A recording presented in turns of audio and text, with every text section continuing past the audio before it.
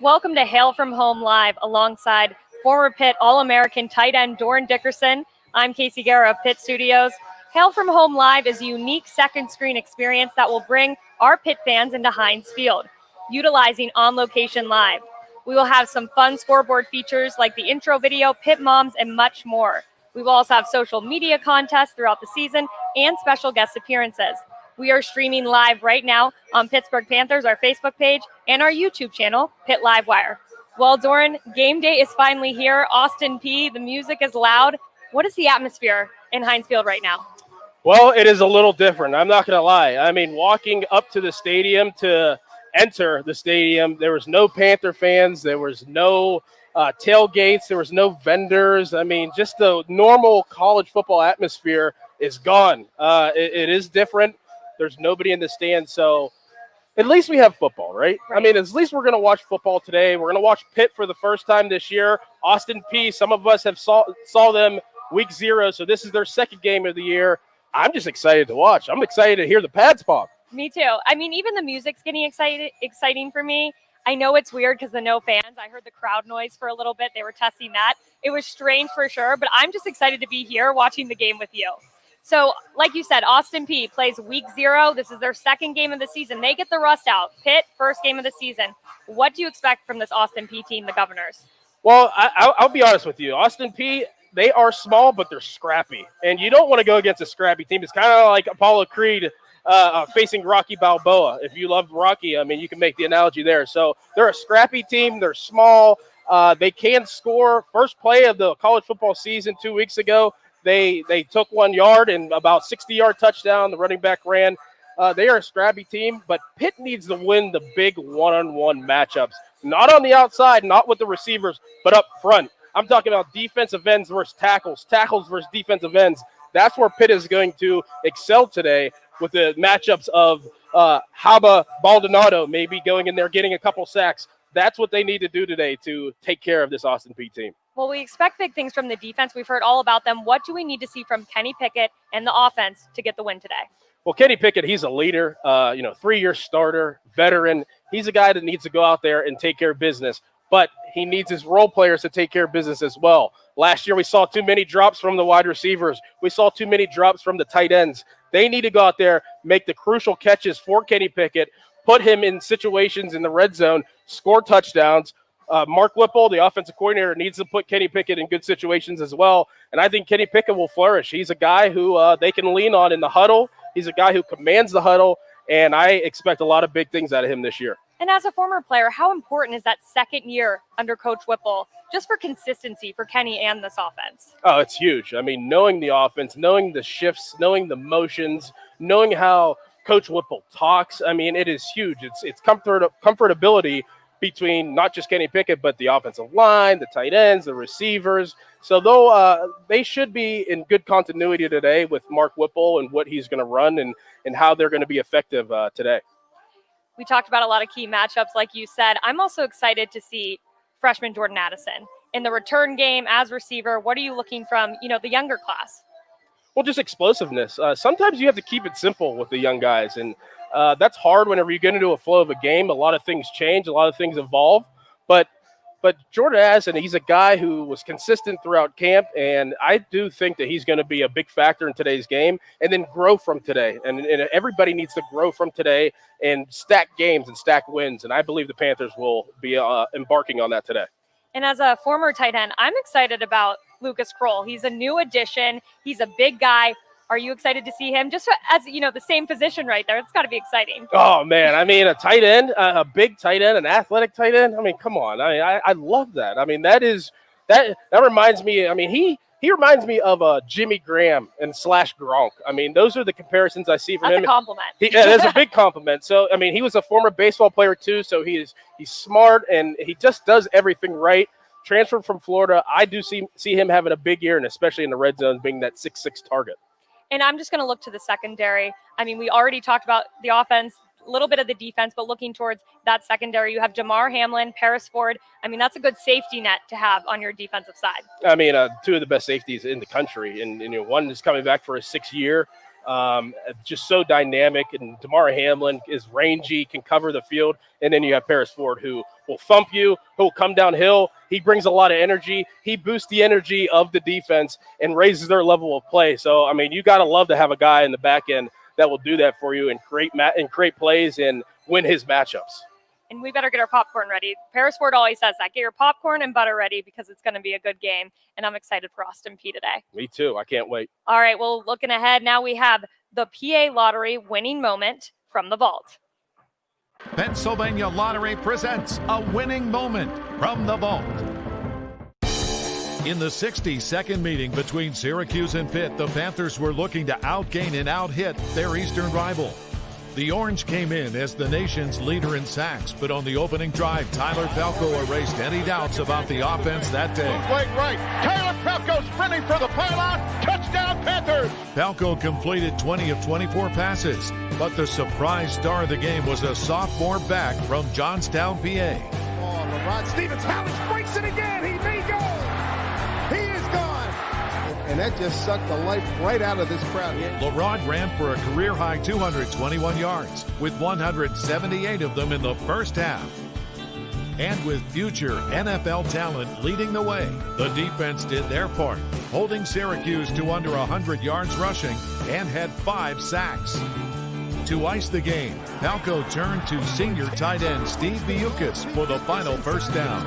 And that was for the exclamation point. Final score, Pitt 21, Syracuse 11.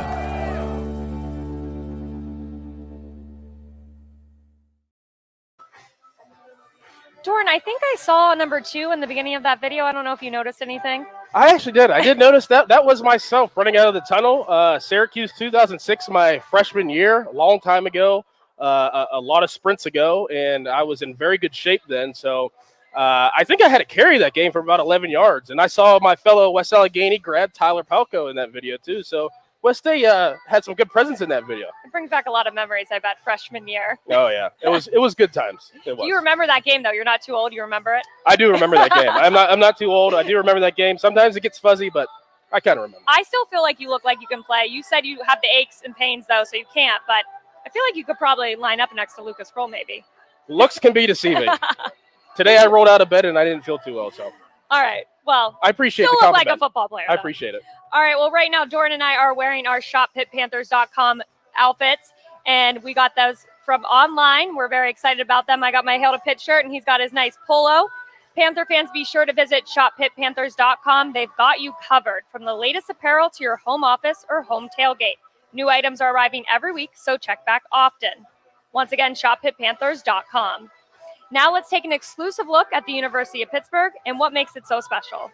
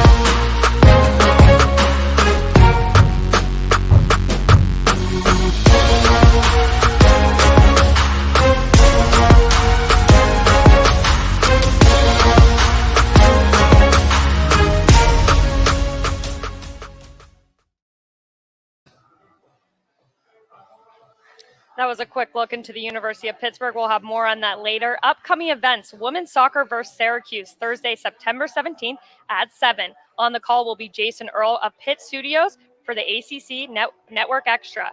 Pitt will begin action with Syracuse as part of an 8-game league slate. dating back to their days as Big East foes. The two teams battled to a 1-1 draw at Ambrose Urbanic Field last year, and the Panthers will look to get the lead this year. Men's soccer. Kevin Wheeler will be on the call for the ACC Network Extra. Pitt is projected to finish second in the ACC North region, guarding 2 first-place votes for the preseason ACC coaches poll. So again, that'll be next weekend, men's soccer and women's soccer kicking off. It'll be certainly exciting. Now we want to look into Pitt Beyond the Script. Make sure you tune in every Thursday. Pitt Studios produces this as well. It airs every Thursday at 5:30 on AT&T Sportsnet, and also it re-airs on Fridays at 4 and Tuesdays at 5:30 if you didn't catch either of the first 2 airings. On the first episode of the 3rd season of Pitt Beyond the Script, we sit down with head coach Pat Narduzzi as he discusses summer camp and how the team looks going into their new season. Coach, this has to be one of the most unique camps you've ever had in your career. This will go down as the most unique, and if I coach another 40 years, there will be nothing that will match this. We get an inside look into the mind of defensive coordinator Randy Bates. Then we sit down with radio analyst Pat Bostic as he discusses what he likes about these Pitt Panthers and breaks down their opponent, Austin Peay. Physically, Pitt should be able to handle them on both sides of the ball. Then we hear from the newly announced captain and senior defensive back, Damar Hamlin. All this and more on the first edition of Pitt Beyond the Script.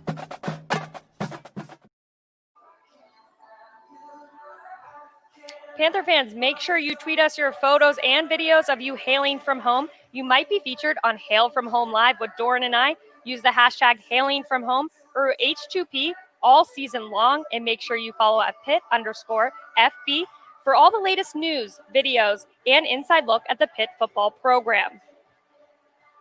And now we'll look at one of my favorite features, Pitt Moms. This week we are featuring Nina Hamlin, who is the mother of Captain Damar Hamlin.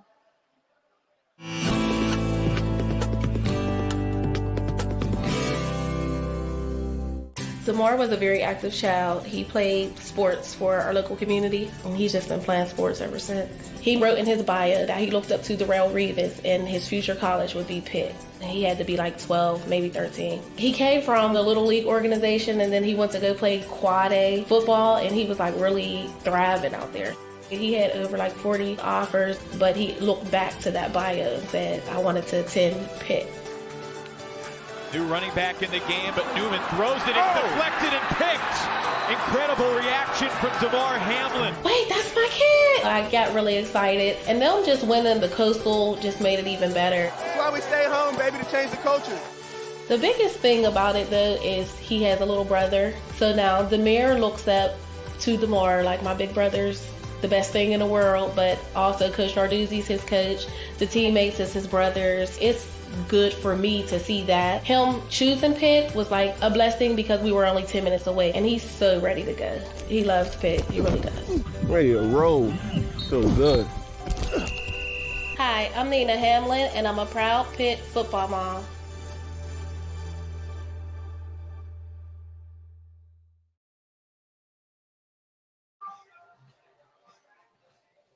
Panthers United Committee is a diverse group of more than 45 student athletes, coaches, administrators, and campus partners, formed to develop action items to foster a culture of inclusion. It has led the charge in devising a pathway to change. In collaboration with the University of Pittsburgh, Pitt Athletics announced a Voting Matters campaign. It focuses on voter registration, voter education, and voter participation. This fall, November 3rd, all student athletes, coaches, staff are encouraged to participate in the presidential election this coming fall.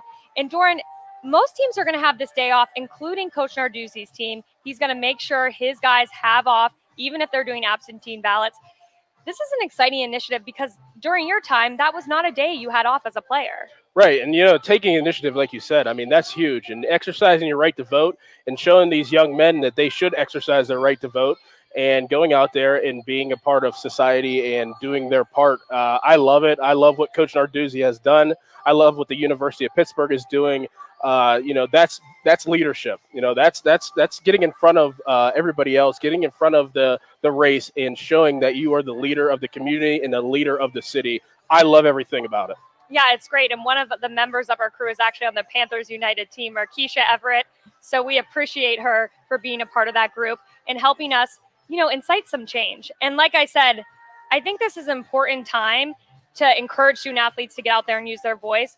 I've been talking to a lot of student athletes from all the different teams, and they are so passionate about this, from Pitt men's basketball to the football team. I mean, again, I can't say it enough. It's an exciting time to let student athletes have this day off from practice and competitions. Yeah, and these are the young leaders of the country. So, if they're taking initiative, like we said earlier, and doing their part, they're showing that they can lead and they can handle certain situations, and they do things the right way. A lot of these issues that are going on right now, I personally feel it's about what's right and what's wrong. This is right, and they're doing things right, and all of us can learn a little bit of something from what the Pitt Panthers are doing for this initiative going forward. And it's good for me too. I'm learning from these student athletes, and it's also about education. So it's important for all of us. Again, to register to vote or for more information on this initiative, visit pittvotes.turbovote.org. Also, along with this, make sure you're following along on all our Pitt social media accounts, including Pitt_athletics, to follow along with Panthers United and exclusive game day content. ACC Unity. Pitt Athletics and the ACC are committed to seeing each other as equals, supporting each other and treating each other with respect and dignity at all times, recognizing that our differences don't divide us, but in fact make us stronger. As a student athlete, you'll spend a lot of time in the Peterson Event Center, otherwise known as the Pete. Stop and check out the new ACC Network studio, also the home of the Pat Narduzzi Show. Listen to them, go out there, do it. Hashtag Celebration King. On the second level is the Willis Academic Center, where all Pitt student athletes gain a competitive edge in the classroom. The newly renovated space offers private tutoring rooms, workstations, and even conference rooms for group meetings. Across the hall is the Pitt Life Skills team, the biggest and the best in the country. 100% focused on your personal and professional development, preparing you for life after football. But the real highlight of the Pete is the basketball arena, home of the Oakland Zoo. This is the place to be when the Panthers compete in the ACC. And hey, you never know who you might find sitting courtside. It doesn't get any better than this. It's all about Pitt. Jay-Z comes for the greatest stage, and Pitt is it. And then right next door, you can check out some of your fellow athletes competing as well. Before we exit Oakland, let's talk about where you're going to live. The Bridge on Forbes is the newest home for all student athletes at Pitt. You name it, and it's here. Just down the street from Oakland, you can see the 5-time Stanley Cup champion Pittsburgh Penguins. Or if baseball happens to be your thing, take a quick walk across the Clemente Bridge to PNC Park, home of the Pirates, considered the very best ballpark in the country.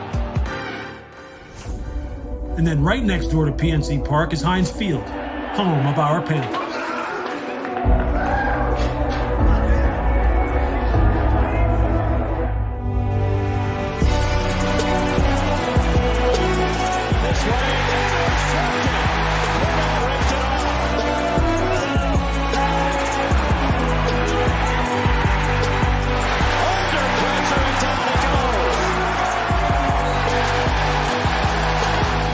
For over 100 years, some of the greatest players in football history got their start right here in Pittsburgh.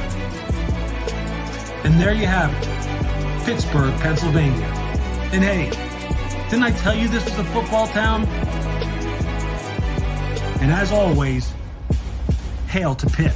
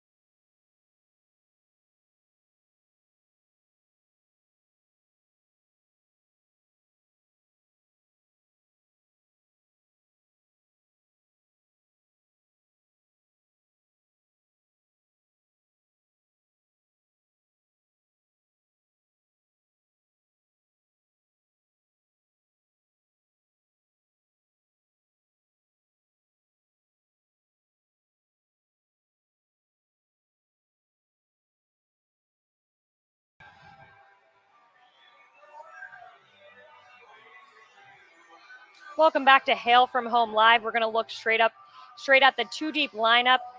What are you seeing in this, Doran? I see a lot of returning starters.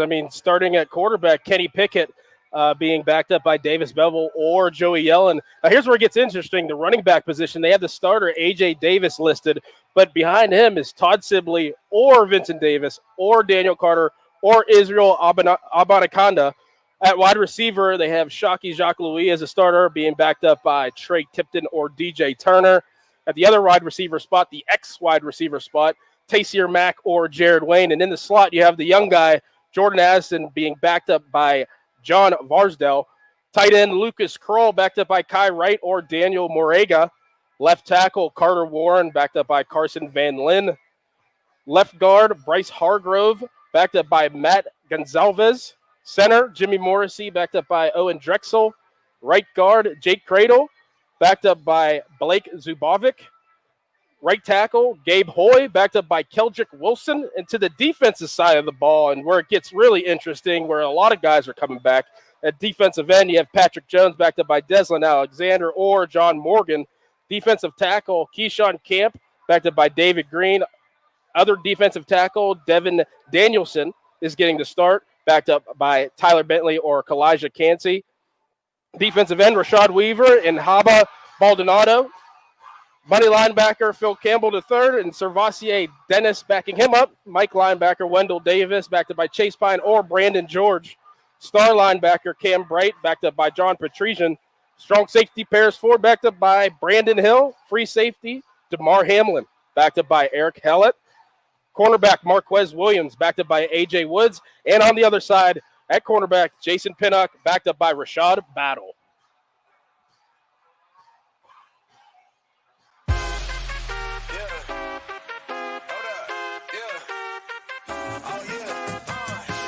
Cat up in the moment, boy, it's like a dream. Playing for the prize, and we got a team. Passion in my veins, but we never leave. So what I got to feel when you run the league? Game time, hey, game time, whoa, game time, hey, game time, whoa.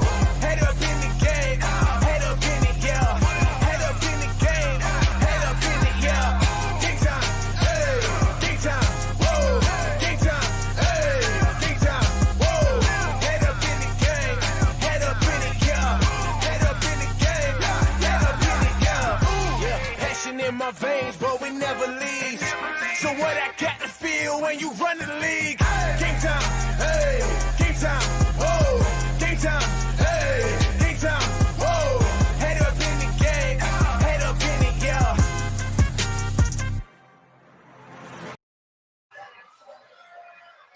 Our Children's Hospital honorary captain is Matt Awning. We're lucky to have him today. Hi, Pitt fans. I'm Matt, a 11-year-old Make-A-Wish kid. My favorite player is DeMar Hamlin. Now here's your Pitt captains for today's game against Austin Peay. Hail to Pitt!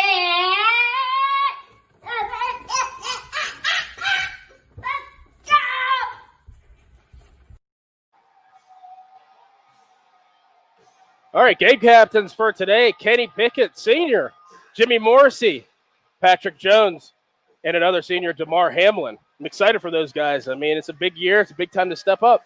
And the best part, Patrick Jones was shocked when he was named captain. And what a great honor to have your teammates vote on that and for him to have the opportunity this year. He certainly stepped up last year, and I can't wait to see him today. Oh, they're counting on him. They're counting on a lot of guys, and everybody needs to do their job today. I know that sounds like the Patriots, but it's for real. You need to do your job, take care of business, take care of your business, and you'll go out of this game a big-time winner. All right, do you have any game predictions for today? I need to know, what are you thinking for the Governors versus the Panthers? I got to go with the Panthers. I think they're going to take care of business like I've been saying all show. I think they're going to be dominant up front. I got to go with the Pitt Panthers 45 and the Governors 7. Pitt comes out big. It's a tune-up game and gets ready for next week. All right. I think I'm going to go, I'm hoping for 3 or 4 touchdowns from the Panthers. I'm hoping they're efficient in the red zone. I hope they surprise me and they score even more than that. I don't think the Governors will get more than 10 points.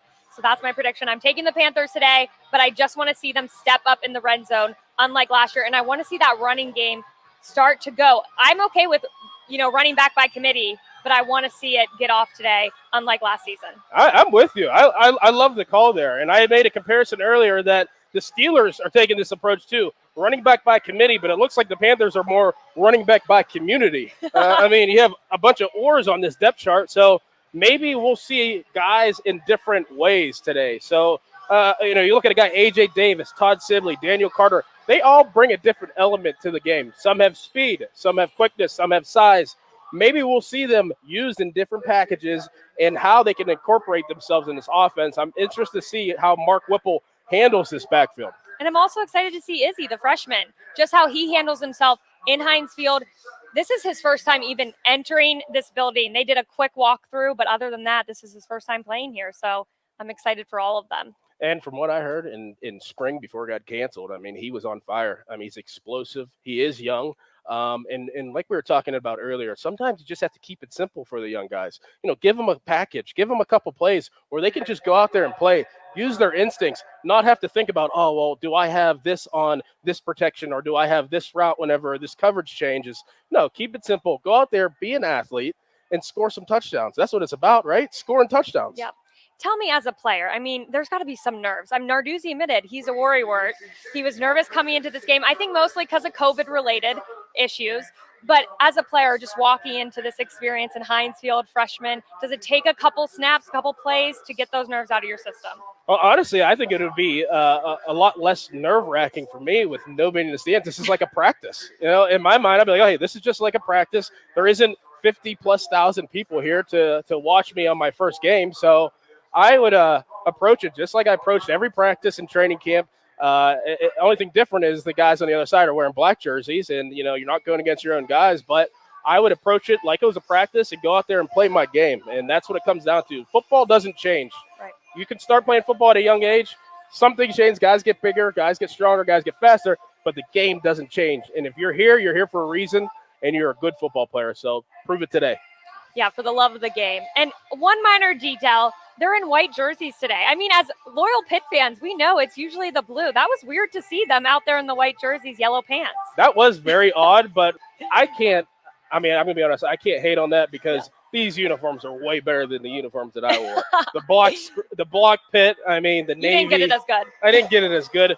I'm kind of jealous that they get to wear these uniforms, these awesome colors, these awesome script Pitt. Come on. There's a lot. They are looking good. They look fresh. I wish you would have got to wear them, but now we have you in it, so it's perfect. Exactly. So, Doran, just so fans know, we are going to be with them through each of the quarters and halftime. Doran is going to be breaking down plays for us just like he did in pregame. We, of course, have the fan, 93.7 The Fan. Jeff Hathorn is on the call, as well as Larry Richard. And, of course, Pat Bostic, former Pitt player as well. So they will be giving us all the latest updates throughout the games. And we'll be back with you, and we can't wait. Can't wait. That was our first edition of the pregame edition of Hail from Home Live. We'll see you soon. You know what? People really must not want to be around Larry. There's 60,000 seats and no one wants to sit by him. You look good out there, Larry. Yeah, thanks. I feel like I'm a spaceman. The senior Alex Kessman set to kick off as Pitt football is underway. Deep kick into the end zone and through the end zone. As despite everything, football is happening here between the Governors and Panthers, and it's game 2 for Austin Peay. As Jeremiah Oatsvall will trot out as the starting quarterback. And it was a tough start, Pat, last year for Oatsvall to come out 8th play of the season, gets hurt, but said he learned a lot being a quote-unquote coach on the sideline. No doubt about it. He's a veteran guy and manages this offense well, and right away they come out and shotgun, and it looks like we have A.J. Woods opposite of Jason Pinnock at corner.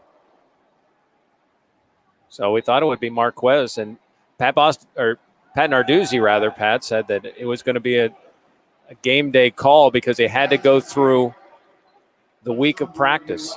Pass from Oatsvall, complete on the right sideline and pushed out of bounds. D'Angelo Wilson. Gain of 9.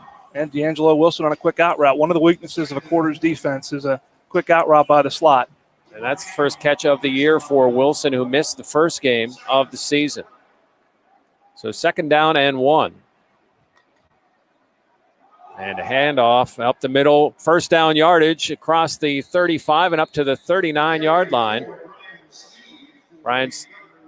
So Sneed, the carry, the transfer from Ohio State, gets him up to the 39-yard line and a first down for the Governors. A little counter action there on 2nd and 1, and Sneed did a good job behind his right guard, Robert Holmes.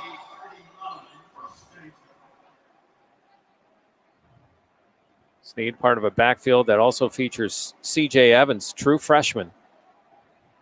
Oates ball in the shotgun and fake. And it looked like he just lost the ball. The Panthers, Phil Campbell, recovered it and started running towards the end zone, but an incomplete pass. It looked like it just pump faked and lost it. It looked like he wanted to throw a little seam route there to his main target, D'Angelo Wilson, and DeMar Hamlin came from the backside and had intentions on picking that ball off and taking the other way. So 2nd down and 10 on the on their own 39-yard line. No score here between Austin Peay and the Pitt Panthers. Just underway here at Heinz Field. Oates ball, one back again, and a handoff, and big play in the backfield. Paris Ford on a safety blitz fires through the B gap, and boy, is he explosive, making his presence felt early. Just untouched, and a 3-yard loss. It'll be 3rd and 13. And just smelled it right out.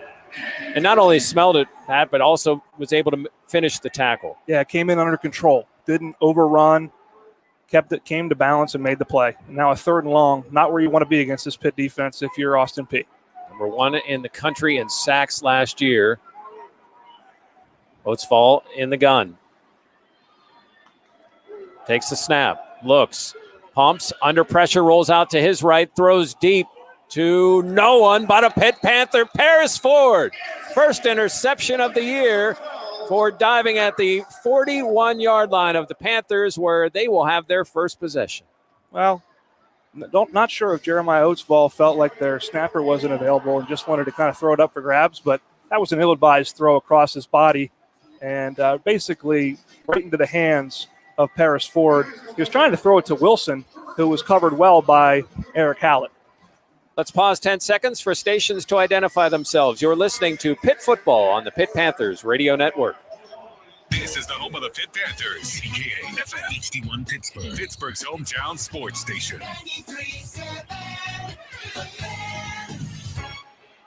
Kenny Pickett in the shotgun. Handoff. Straight up the middle to A.J. Davis. And we wondered who the starting tailback would be. It turns out to be A.J. Davis. I believe it will be a hot hand run here for the Panthers. Gain of 5 for Davis. Empty backfield for Pickett in the shotgun. Hurry up and a pass out into the flat. Good move by the freshman, Jordan Addison, who is able to escape a tackle right side and get a first down for the Panthers just over midfield. Panthers go no huddle here with a quick bubble screen to Jordan Addison after the initial 6-yard gain by A.J. Davis. Panthers continue with no huddle. Pickett in the shotgun. 3 receivers right. Back to pass. Throwing deep. Has a man just off the hands of Addison, who is streaking down the middle and had a touchdown. Yeah, that was a perfect throw by Kenny Pickett. Maybe just a little too much on it, but Addison's got to make that play. He tried to wait on it instead of going up in the air and get it. I think he had designs on catching and running instead of securing the catch first. Got to make that play. Just out of the hands. Coverage by Terrell Vassell. 2nd down and 10 for the Panthers on the Governors' 49. Handoff, fake handoff. Here goes Pickett right side. He's got some room down the sidelines and runs out of bounds at the 32-yard line. First down, Panthers on a 17-yard run from Kenny Pickett. Well, he froze him. He froze the defensive end, clearing his tracks and showed great speed. You know, Kenny Pickett can be a part of this run game. He showed his speed and elusiveness on that play. Empty set for the Panthers here coming up. Kwame Sutton was the defender who was fooled. 32-yard line, 1st and 10. 3 receivers right in the shotgun. They'll throw right side. Flag on the field as ball is completed for about a 4-yard gain, but it looks like it's going to be motion on the Panthers. Illegal formation offense. 5 players were in the backfield. 5-yard penalty. First down. So the first penalty against the Panthers will back them up 5 yards back to the P37-yard line. So 2 receivers left, 1 right. In the shotgun is Pickett. This time he will hand off. Up the middle is Room. Another flag is down. A.J. Davis gets it down to the 28-yard line going left side. Gain of 9, but the flag is down. Offsides on Austin Peay. A nice run there by A.J. Davis off tackle. Just to give play.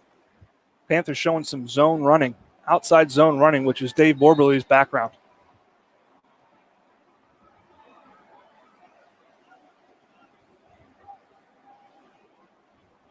Not sure what's going on here, Jeff. They're trying to determine whether the Panthers took the penalty or not. I would think you'd take the 9-yard gain. Unless there's a lot of discussion, though. It's an interesting year, Pat. You guys discussed it in the pregame. It's a free year. So running guys in and out, we're obviously going to see more of that. No concern. Defense. Number 93 was in the neutral zone at the snap. 5-yard penalty. Replay first down. They're going to replay it. So we'll be back to 1st and 10 after exchanging penalties. But they don't have to worry about red shirts. They can run guys in and out as much as they want. Probably, yeah, it's an asset, too, when you think about the unpredictability of the COVID testing weekly.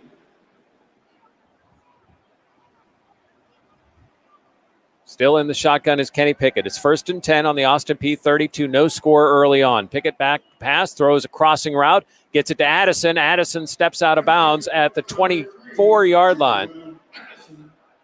Addison 2 yards short of a first down. You can see that speed coming across the field. Did a good job elevating and actually broke a tackle there, Jack McDonald. Panthers going no huddle again.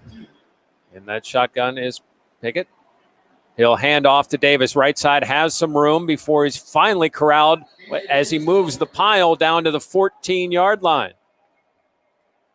A good series for the Panthers offense and for A.J. Davis. A little man scheme here, a little pin pull, running a stretch play off tackle. And quick snap. Hand off to Davis again, right side. Has some room, and it's closed at the 10-yard line. Vassell in on the tackle with the whistle blown. Do we have a timeout by Austin Peay? Panthers are wearing them down with their tempo. Wonder if they're trying to give their defense some air. Austin Peay, their first time out of the half. Good balanced drive by this Pitt offense. Kenny Pickett 2 of 3 for 14 yards. A.J. Davis already 3 carries for 19 yards. There is 10:26 left in the first quarter. No score. You're listening to the Pitt Football Radio Network. They take the field. We take our positions. It's why we train and train and train. Because in our world, it's game day every day. And our opponents are the toughest out there. But we take on tough. Rise beyond the challenge. Because when it's all on the line, we're on call. This is our team. Blitz. Did you hear me? Yeah. UPMC, official healthcare provider of the Pittsburgh Steelers.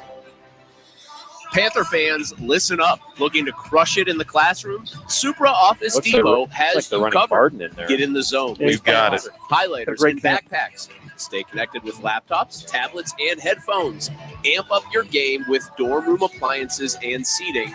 And go for the win with face coverings, hand sanitizer, and more. Shop Supra Office Depot, the official office product supplier for the University of Pittsburgh. Supra Office Depot. Everything you need for the win.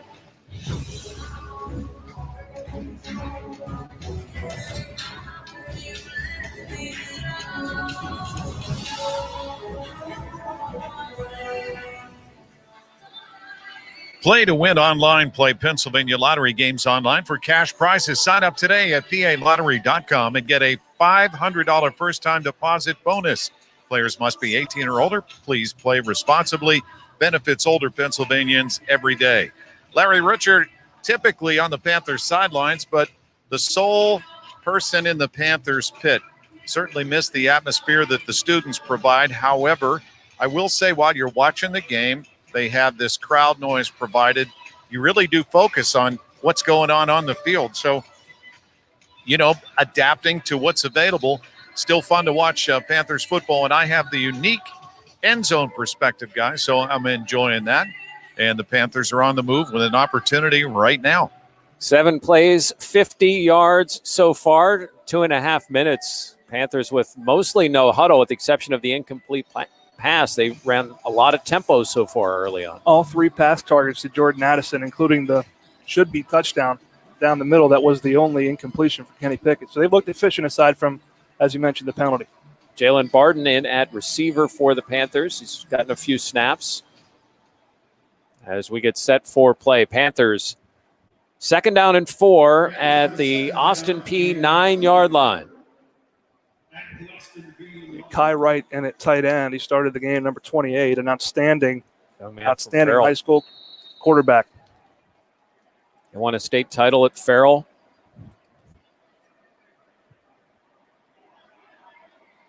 Pistol formation for the Panthers.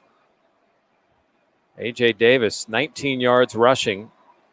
And he gets the call up the middle and loses the football for a second. Let's see where they spot that. It's going to be close to a first down. Josephus Smith with the tackle for Austin Peay. Panthers getting great push up front. Jimmy Morrissey, outstanding job inside. 3rd down and 1 at the Governor's 5-yard line. Saw a shot of Mark Whipple, I think, wanting to keep that tempo going. Hand off to Davis, right side, pushes forward and gets the first down. Down to about the 3-yard line, a series of Governor tacklers, but Davis able to use that push to get the first down. Panthers haven't huddled on this drive except for out of the timeout, and obviously after the interception. They stay in no huddle as the Governors try to make a series of substitutions. Back in the shotgun at the 4-yard line. Pickett. Handoff. A.J. Davis. Flag is down, and so is Davis at about the 2-yard line. Offsides again. Offside. Defense number 15 was in the neutral zone at the snap. Half the distance to the goal penalty. Replay first down. So the Panthers get a break. Martin was in the zone too early. Daniel Carter in the game at tailback. At the 2-yard line, he's their beef back. He gets the ball right up the middle, and Carter barely touched for a Panther touchdown.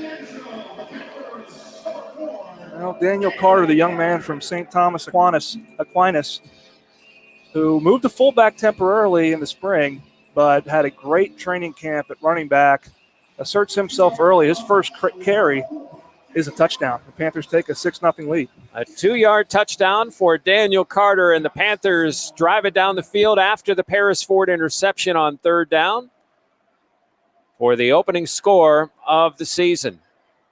Alex Kessman on for the extra point. And perfect, the snap from Adamitis, the hold from Scarton. Panthers score on their opening drive. It is 7-0 Panthers with 9:18 to play in the first quarter. You are listening to Pitt Football on the Pitt Panthers Radio Network. Good job. Hail to teamwork. Hail to pride. Hail to weathering the elements. Hail to a full day that's all about those 60 minutes. Hail to a tradition that doesn't get passed down, but that's shared to form lifelong bonds. Hail to Pitt. And hail to an ice-cold, refreshing Icy Light, the official local beer of the Pittsburgh Panthers. Picking one thing over the other can be hard. Toast or avocado toast? Ooh, 4 or 5-inch heels. But with Pick Games from the Pennsylvania Lottery, drawn twice daily, picking's as easy as 2, 3, 4, or 5. Plus, add Wild Ball to any Pick Game for even more chances to win. It's simple. Hey, what'll it be? Give me a pick 2, please. Oh, and add Wild Ball. I'm feeling pretty lucky. Play Pick Games today from the Pennsylvania Lottery. Must be 18 or older. Please play responsibly. Benefits older Pennsylvanians every day. 9:18 remaining in the first quarter of play here at Heinz Field. Larry Richert in the Panther pit. And the first points put on the board by a very young Daniel Carter, a very big Daniel Carter. He's 220. And Pat Bostic, you were talking about him maybe playing defense. And this is an opportunity almost like James Conner had, if you recall, his first year that he was recruited as a defensive end and ended up, being a true freshman and rocking the ACC, and the rest has been history. But pretty impressive. Must be fun when you get your first touch, you get a TD. Yeah, we've been so accustomed and spoiled, candidly, with great Pitt running backs, really for the last, I would say, probably since, even LaRod Stevens, Howling, and LaShawn McCoy back in 2006 and 7. Every year you've gone from, Stevens Howling to McCoy to Deion Lewis to Ray Graham to James Conner to Quadriolison. I'm missing some. But, and now, we kind of a lapse last year. You didn't have that guy. But I would say Andre Powell has a track record of developing running backs. They have recruited the running back position well. A.J. Davis and Todd Sibley were 4-star recruits.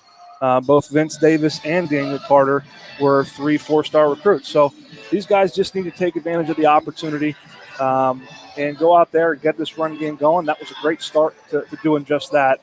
A nice 10-play drive dominated by 7 runs. And there's another back in Israel Bandakanda that I know they're really excited about as well out of New York. Yeah, you gotta have numbers back there, and then, like you said, Jeff, you ride the hot hand. Hessman set to kick off, 7-0 Panthers. This one could be returnable, but won't be. Goes into the end zone and the kneel down. And a second possession for Austin Peay. They got a first down on their first drive, and then a third down interception by Paris Ford, which led to the Pitt touchdown eventually. And guys, back to the running backs. I thought it was interesting, and you know how close to the best Coach Narduzzi. We call him when it comes to the depth chart, the OR coach. They have 5 running backs listed. A.J. Davis, then or. One of those or scored a TD. Marquez Williams now in at corner. It's like they're rotating a little bit. Habakkuk Baldonado in a defensive end. Jeremiah Oatsfall in the shotgun. First down and 10 at the 25. Some motion across and a throw over and some room, but quickly snuffed out. Panthers' Cam Bright ended up breaking up that play for a short gain of 3 yards left side. It was a nice job, too, by Marquez Williams at the point of attack, forcing that ball out inside. Benico Harley with the catch for Marcus pass. Loving's team, interim head coach of Austin Peay. Now more of this full house type shotgun backfield. Not quite the pistol wishbone that we've seen it in that first game. Back to pass is Oatsfall. He can run and he will. He tucks it and slides down at the 34-yard line, just a yard short of the first down. Yeah, Red Seas kind of parted for him, and he was able to step up in the pocket and saw green grass and slid a little bit short of the first down, so it's going to bring up a 3rd and 1. Phil Campbell the tackle for the Panthers.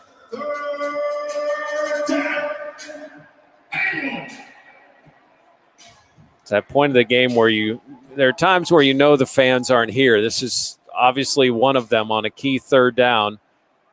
Still in that shotgun. And now they switch and they direct snap, and just right at the line of scrimmage or line to gain will be a first down on Brian Sneed taking that direct snap. Yeah, just getting enough for the first down and hurry up now for Austin Peay. Oatsfall will take the snap this time. He'll hand it off this time, and not much there. Good penetration from the Panthers' defensive line. Great job inside. Wendell Davis in on that tackle. Same with Patrick Jones. Kalijah Cansey with some penetration up front, defensive tackle. Redshirt freshman out of Miami Northwestern High School. No gain for Brian Sneed. Second down and 10. 7-0 Panthers here. 7-17 in the first quarter. Oatsfall in the gun. Plenty of time on the play clock. They slide over, and Sneed gets the direct snap again. And again, nothing doing. Good job as Benico Harley actually got that snap. Patrick Jones one of the Panthers in on the tackle. They're kind of doing a little bit of just a shift in the backfield where the quarterback and Harley have shifted, and Harley got that direct snap and tried to run right into a wall of Panther defenders. Yeah, Harley listed at 195, but looks thicker than that.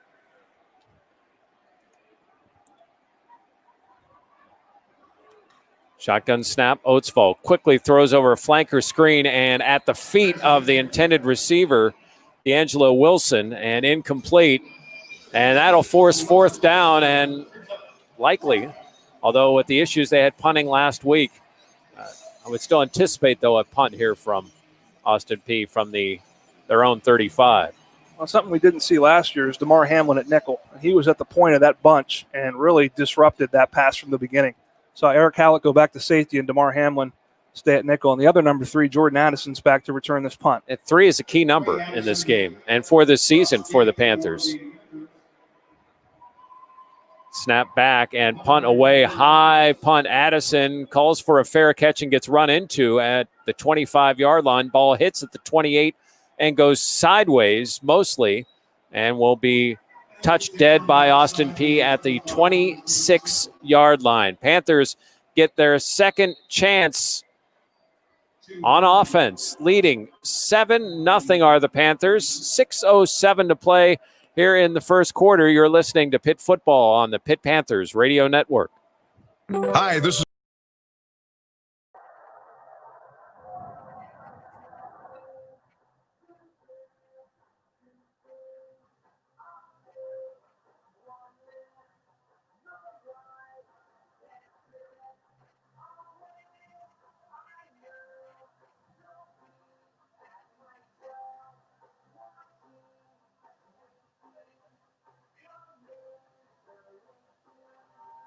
How much time do we have on for this? 2 minutes.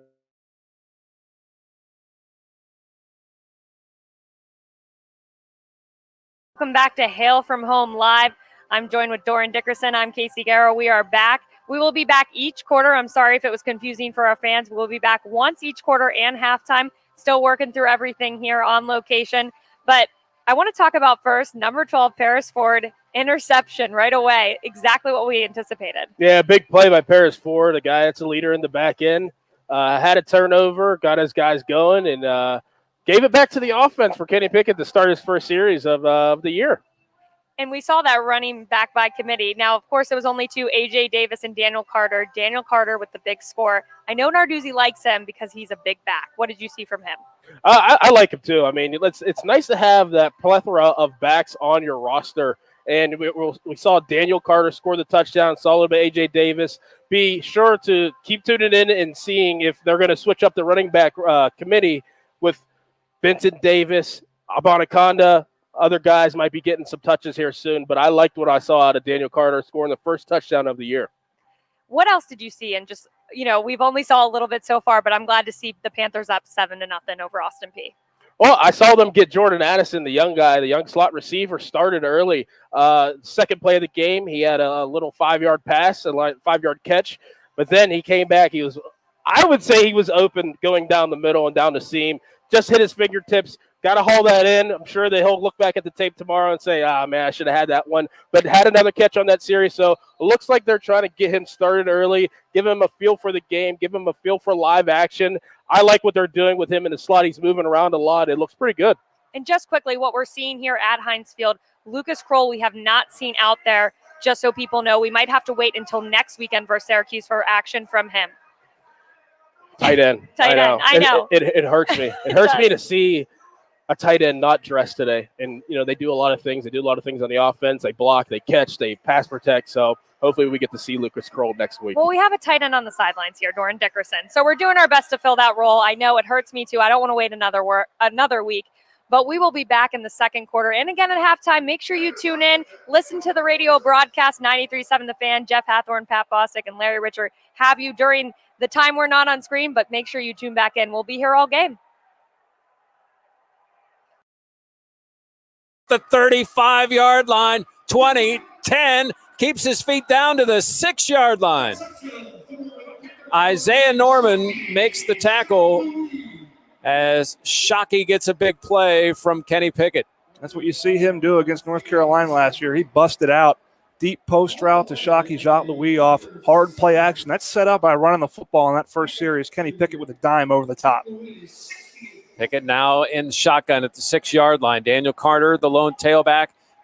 He will fake there. Pickett runs, dives, and scores. Kenny Pickett, reminiscent of one of his first college plays with the fake handoff, ran to the pylon and gets in for the 4-yard touchdown. Tell you what, I'm looking at the replay here. He's got some nice flow going with that hair coming out of the back of his helmet.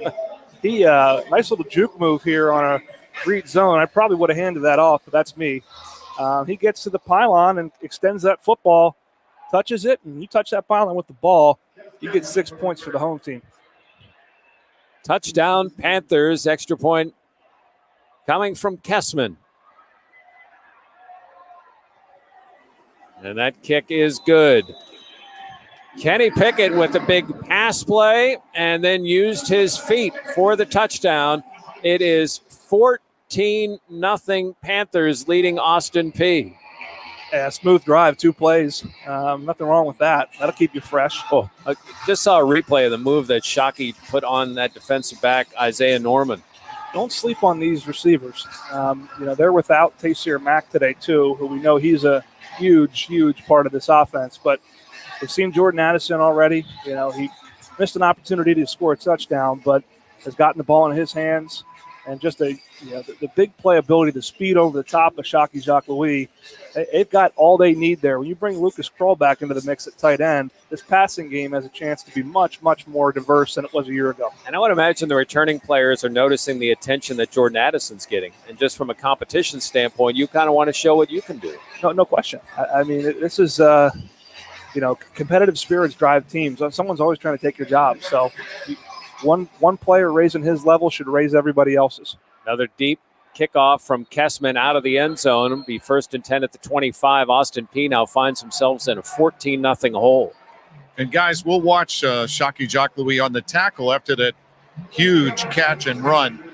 It looked like he was ever so slightly limping, probably not much, but we'll keep an eye on it as best we can from down here near the field. Always tough when you get tripped up, Larry, from behind. Right. You kind of kick together. Sometimes you get nicked in the shin, and hopefully it's just a flesh wound.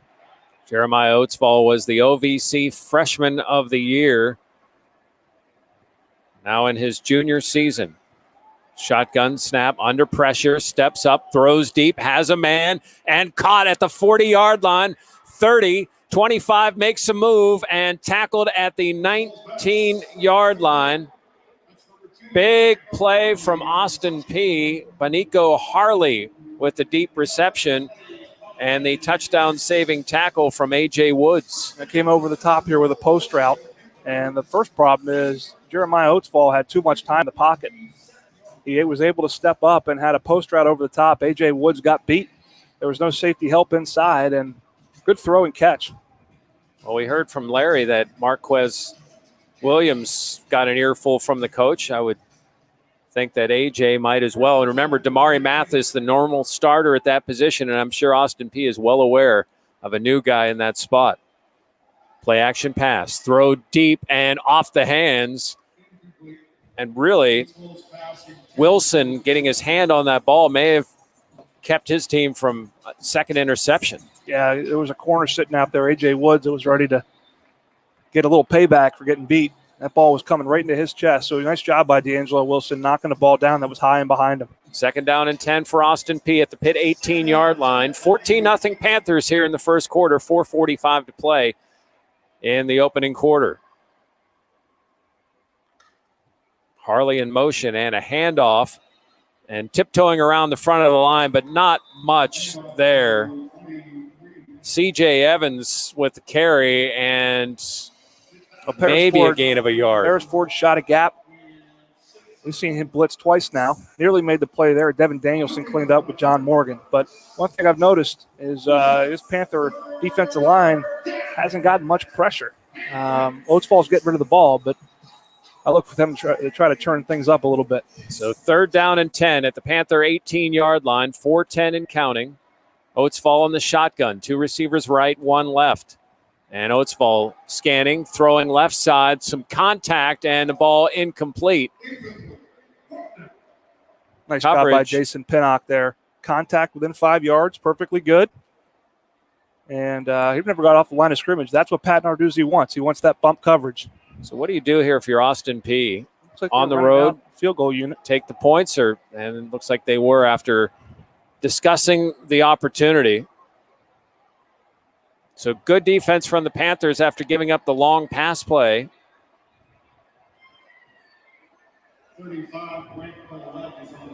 So Grant Paulette on for the 35-yard field goal, slightly on the left hash. And the kick is up, and it is no good. Wide left is Grant Paulette. So Austin Peay unable to convert that long pass play into any yardage, a 57-yarder to Harley, and the Panthers defense stiffens in a missed field goal. Yeah, nice job by this defense. You know, you want to put yourself in some situations. I don't think you want to let a 57-yard pass happen, but there's some adversity in the game, and you got to respond. Nothing's easy. I don't care who you're playing. So good job bowing up and forcing a field goal that was ultimately missed. Yeah, and if you're the kicker for the Governors, it's right in the middle, guys. You know how that can change in college football, left or right. There's virtually just the slightest of breeze, so that was just a miss. Daniel Carter, again, the tailback for the Panthers. DJ Turner, the transfer from Maryland, is on the field for Pitt. John Vardzell is out as well. And a reverse to Turner. And he takes the pitch down to up to the 29-yard line, however you want to view it. 9-yard gain for the Panthers. A nice job here. A little fake the inside zone, pitch back to Turner coming around the backside on the reverse. And I tell you what, this guy's fast, but he's also really thick. Got a really built lower body. We'll discuss his situation a little later. Quick handoff to Carter, and Carter just slams forward for 7 yards up to the 36-yard line. Panthers are dominating the line of scrimmage right now as they wanted to do coming into this football game, running the zone. We used to see the Panthers run a lot of power. Now they're running more zone, and you know you don't have to be a small back to be a zone back. Daniel Carter has a great feel for this. Panthers already with several runners over 20 yards. Was something they really emphasize is Pickett is back to pass, looking, has all day, gets it out to Carter in the flat, and Carter gets low bridged at the 41-yard line, but a gain of 5 for the Panthers. A nice job by Kenny Pickett, being patient, not forcing it down the field, had plenty of time back there, checked it down to his tailback, and a nice pick up there on first down. Cordell Jackson in on the tackle with Nathan Page. Quick snap out to Addison. Addison in the flat. Tiptoes up to the 46-yard line. Looks enough for a first down. Nice job out in front by John Vardzell blocking. Cordell Jackson again on the tackle.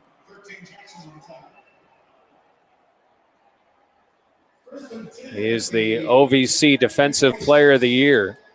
Back to pass, Pickett. Pickett looking deep, throwing over the middle to Vardzell, and incomplete. Looks to be a little too far. And helmet coming off Gabe Hoy, so we're going to see a quick change to Keldrick Wilson for a snap and a rare Panther huddle. Yeah, Kenny just overthrew that one a little bit. Had Vardzell on the short post. I thought he was a little late. That ball comes down, much easier shot for Vardzell to make that play. Well, we see so many different players, again, with these rules. Garrett Bickhardt in at wide receiver for the Panthers left side. Addison and Turner right side. All basically new receivers than what we saw last year. Handoff up the middle, Carter. Nice cut into the middle and up to the 48-yard line. Gain of 2. There really wasn't a lot there. It was a good cut by Carter. Shockey is third back down in for the Panthers. And so is Gabe Hoy back after a play. In the shotgun is Pickett. 3rd down and 7. Pickett back to pass, looking, moving, throwing wide open is DJ Turner at the 15-yard line, and he'll just strut into the end zone for a 3rd Panther touchdown of the opening quarter. did he run off the sideline and just sit there? Because he was wide open. Now, I will say this. One of Mark Whipple's staples to the offense are crossing routes, trying to confuse defenses that are trying to pass things off in his zone. They did a great job, did Austin Peay, passing off the underneath stuff. They just forgot about number 9, who got past the first level and was wide open. A 51-yard touchdown. I think Pickett buying some time with his feet also contributed to that play. Kessman on for his 3rd extra point attempt. Kick is up, and it is good. 21-0 Panthers.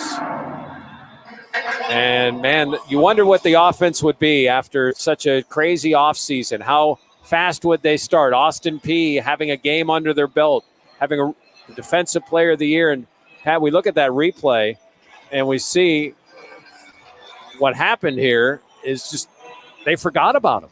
Yeah, well, they're so worried. You know, 3rd and 7, hey, here come crossing routes. You're trying to play the sticks. And corner just looked like he sat out there, maybe a miscommunication in coverage. But if you're DJ Turner, those could be scary ones. You're wide open. It's like, don't drop the bunny, because that thing is just coming right at you. And you see, he caught it with his chest because he probably wasn't for about the quarterback to drop that. too. Like, you don't want to overthrow that. You just want to.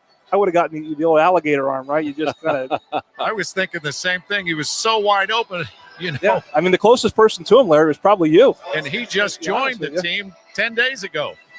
Hey, you were the closest one to him, Larry. I actually had a shot at it. Yep. The kick through the end zone, and 1st and 10 at the 25 for Austin Peay, trailing now 21-0. And guys, you mentioned it, Maryland, Big Ten, they don't know if they're going to have a season later in the year. Turner wanted to play. He had a relationship with Chris Beatty, the wide receivers coach who had coached him before, and his older brother was recruited by Pat Narduzzi when he was at Rhode Island. And it all kind of worked together. And for DJ Turner, too, if he has a big year, maybe he has designs on going to the National Football League, but he gets a free year as well, so he could be very well back into this mix next year. And he's only 5'9", but he's 205. He looks thick, you're right. It's like a running back. He'd be tough to tackle. Of course, there was no one there to do it. Oatsfall in the shotgun. And back to pass, looking over the middle. Ball is caught at the 31-yard line and quickly tackled by Paris Ford. Also in on the tackle, Cam Bright. Tight end there. Tight end, 85. Brandon Lanier. Just a little zone beater there, just kind of 5-yard stick route. And ended up, as he fell forward, a gain of 7. Big target there at 6'3", 230. So second and manageable here for Austin Peay from their own 31. And a pass and a mix-up there as Oatsfall got rid of the ball. Good pressure up front by Kalijah Cansey. We've heard his name a couple times today. He was actually, I think he might have hit the elbow of Oatsfall, and that ball just fluttered up in the air. Fortunate that wasn't picked.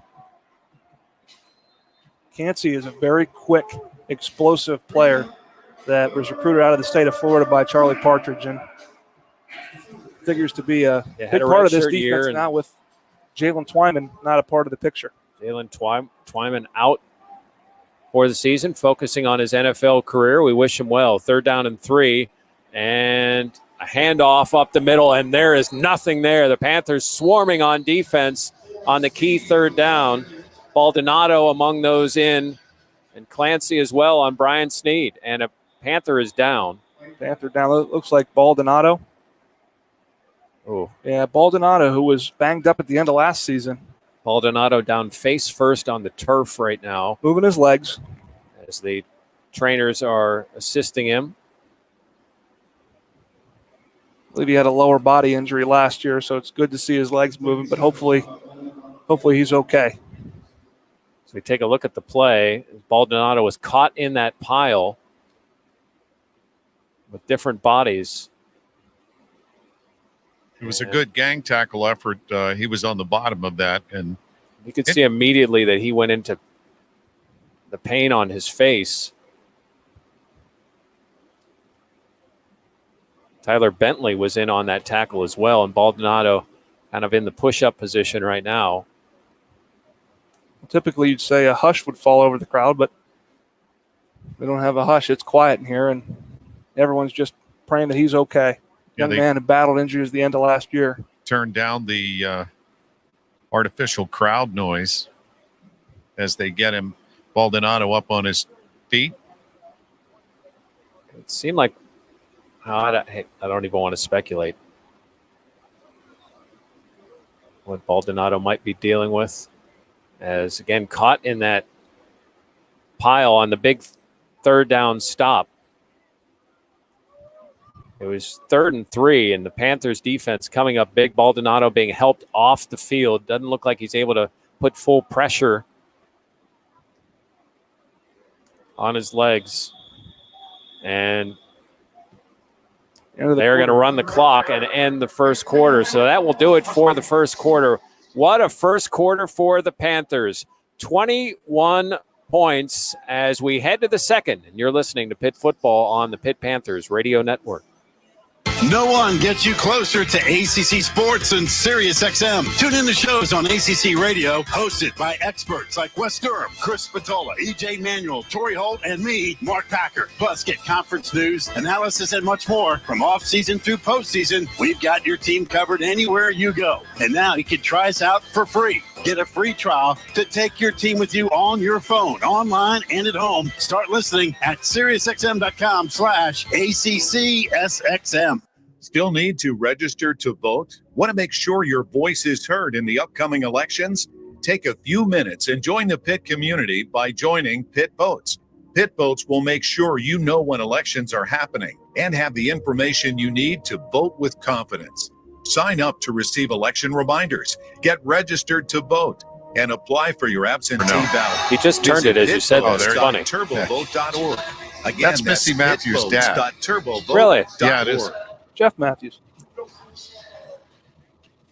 Larry Richard here at Heinz Field. Some sunshine and looking forward to the second quarter of play. It's all Panthers 21-0 at this point over Austin Peay. So let's take a look at second quarter adjustments brought to you by State Farm.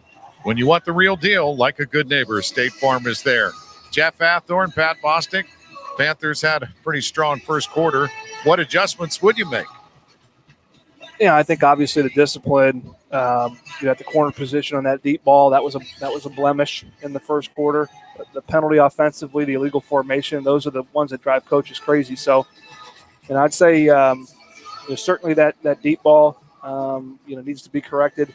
The Panthers aren't getting a lot of pressure on the quarterback. They're getting in his face. They've caused a couple errant throws, but they haven't gotten home. Part of that, due to the fact that Oatsfall is getting rid of it. Offensively, they've been really clean, and I love the no huddle look. They have a nice rhythm right now, so I wouldn't change much to answer your question. And I like the different guys that have gotten experience here in this game. Turner obviously is not new to college football, but is new to this Panther team, and we've seen some guys shuffle in and out that are getting their first opportunity, not just at Heinz Field, but for some of them, they've never been in the stadium until today. No doubt. This is their first time being in Heinz Field. The Steelers had training camp here, so tough to get over here and get a practice going. But, you're seeing a lot of guys touch the ball. If this game continues like this, I think you're going to see more of that, which is positive. And I like the way the run game's going. They're being balanced, and Kenny Pickett has looked really efficient, which is what you want. Pat, one of the things we talked about with Coach Narduzzi is, how much do you show? Well, now with a 21-point lead, you can show a lot less to conference opponents, including Syracuse, the Orange, here next week. So we're just a few seconds from the start of the second quarter. And 21-0 Pitt Panthers over Austin Peay. Not on the original schedule, picked up when the schedule changed to the 10+1 of the ACC. And, of course, the shutdown of MAC football, or Miami of Ohio, not available. So Austin Peay to punt. And a high punt and fair catch called for and executed at the 34-yard line by Jordan Addison. Well, that's a nice job by the young man in his first real attempt to catch a ball. I mean, Larry, I think he's looking directly into the sun, if I'm not mistaken. Did a nice job fielding that punt in traffic and securing the fair catch. Not something you take for granted in football, that It's nice to see a freshman execute so smoothly their first crack at it. Yeah, the sunshine is splitting the field in half from goalpost to goalpost, and he was looking into the sun, so very confident in that fair catch. After Daniel Carter in the last couple of series, Vincent Davis, the tailback, but a handoff to Jordan Addison, crosses the 40, 45, and knocked out of bounds around midfield. Addison getting the pitch, motioning from left to right. What a great block out in front by Vincent Davis. A cut block, chopped down a secondary defender to spring Jordan Addison on a nice first down jet sweep. Jonathan Edwards on the tackle. It is right at midfield. Panthers going with that tempo, empty backfield. Pickett looks, throws a screen inside to Addison. Nice spin move to make one defender miss, but good defense there by Austin Peay. Limits the gain to a yard. Colby Perry with the tackle. Yeah, a little inside screen there. And really a nice job. It took too long, which allowed Josephus Smith inside to retrace and be the initial pressure in Jordan Addison's face as he was trying to follow his blockers on that funnel screen. Pickett in the shotgun. 13:52 to play in the first half. 21-0 Panthers. Back to pass is Pickett. Pickett looking all day to throw. Throws it and complete down to the 22-yard line. Diving catch there by DJ Turner. We talk about communication and getting used to each other. Turner only here for a week, but that was a back shoulder throw on a double move, and that was a nice job by Turner to read Kenny and the type of ball he threw and come back to get that thing. First down and 10, and good job by the offensive line. Pickett had all day to throw. Now quick out to Addison. Addison makes the first tackle, missed, and then brought down at the 16-yard line.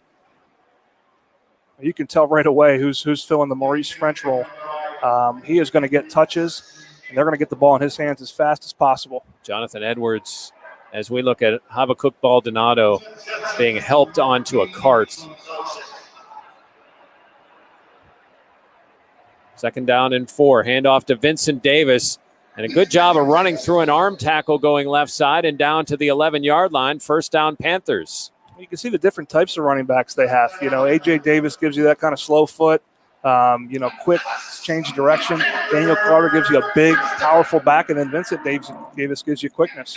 Damian Barber on the tackle. First down and 10 at the 10 of Austin Peay. Daniel Moranga, freshman tight end in the game.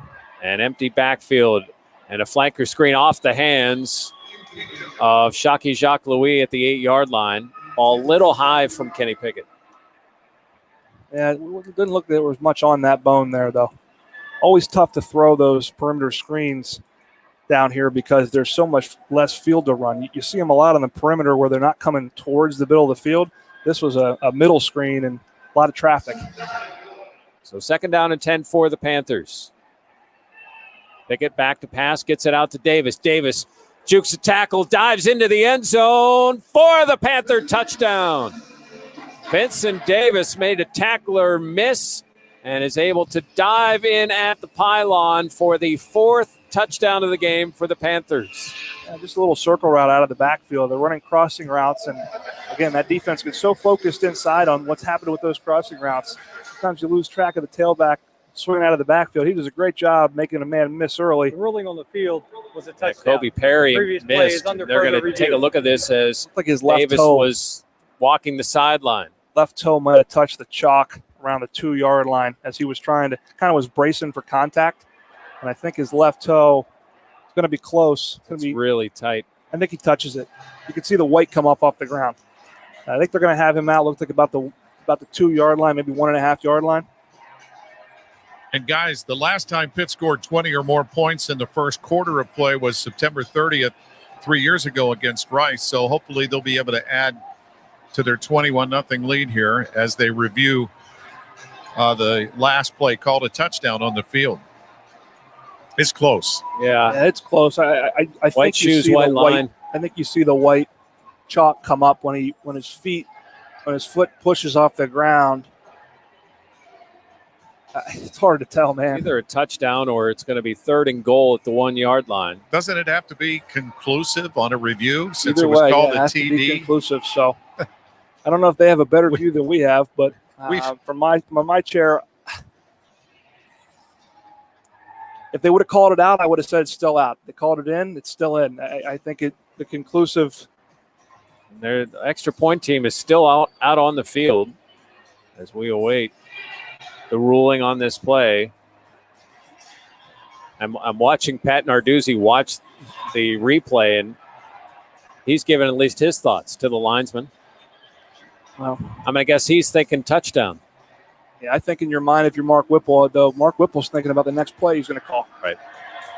Head coaches have a way of, lobbying the officials from time to time during football games. And Coach certainly is expressing himself. You got to love Coach's passion for everything he does. It shows, doesn't it, guys? No doubt. He is who he is, man. He's 100 miles an hour, and that's why his players love him. He'll ruffle some feathers now, but that's what I love about him. After further review, the runner's left foot touched out of bounds, and the ball was at the 1 yard line. Therefore, the ball will be placed at the 1. It will be third down. The clock will start on my signal. What else Narduzzi was fired up about is he thought there was targeting. Yeah, when on the tackle dove, it looked to be a pretty big shot to the side of his head, but. So it will be 3rd and goal from the 1 yard line for the Panthers. So now back to 21-0. Here's another situation, though, right? Goal line football, right? You get the chance to work this goal line offense, and I love the fact they put Vincent Davis back in the game. You might think, Daniel Carter. You might think a bigger back, but right. I think you want to give him the opportunity to finish what he started. And I agree with you. I like what you're saying there about the different situations opening day before you get into ACC play next week with the Syracuse Orange here. Under center. Panthers hand off to Davis. Davis is going to make a cut to the outside and go in untouched for the 1 yard touchdown. Vincent Davis gets that touchdown back. I want to point out a young man, Jake Zelinskis, number 41, a fullback, led the way there. A young man earned a scholarship at training camp, came in as a quarterback at Indiana PA, and really had a great camp, made some terrific catches out of the backfield. Did a nice job leading the way for Vincent to officially score a touchdown and put this game at 27-0. There are a lot of cool moments, but that moment of watching a walk-on get a scholarship is pretty cool, isn't it, Pat? It's awesome. I mean, it is special for them. It's special for their parents, and I happen to know the Zelinskis family, and to know that your son earned a scholarship and you're not responsible for that tuition, however long he's got that scholarship, is that's a nice reward for your son, earning his opportunity. The extra point is good. So with 11:56 remaining in the second quarter, it's 28-0 Panthers. You're listening to Pitt Football on the Pitt Panthers Radio Network.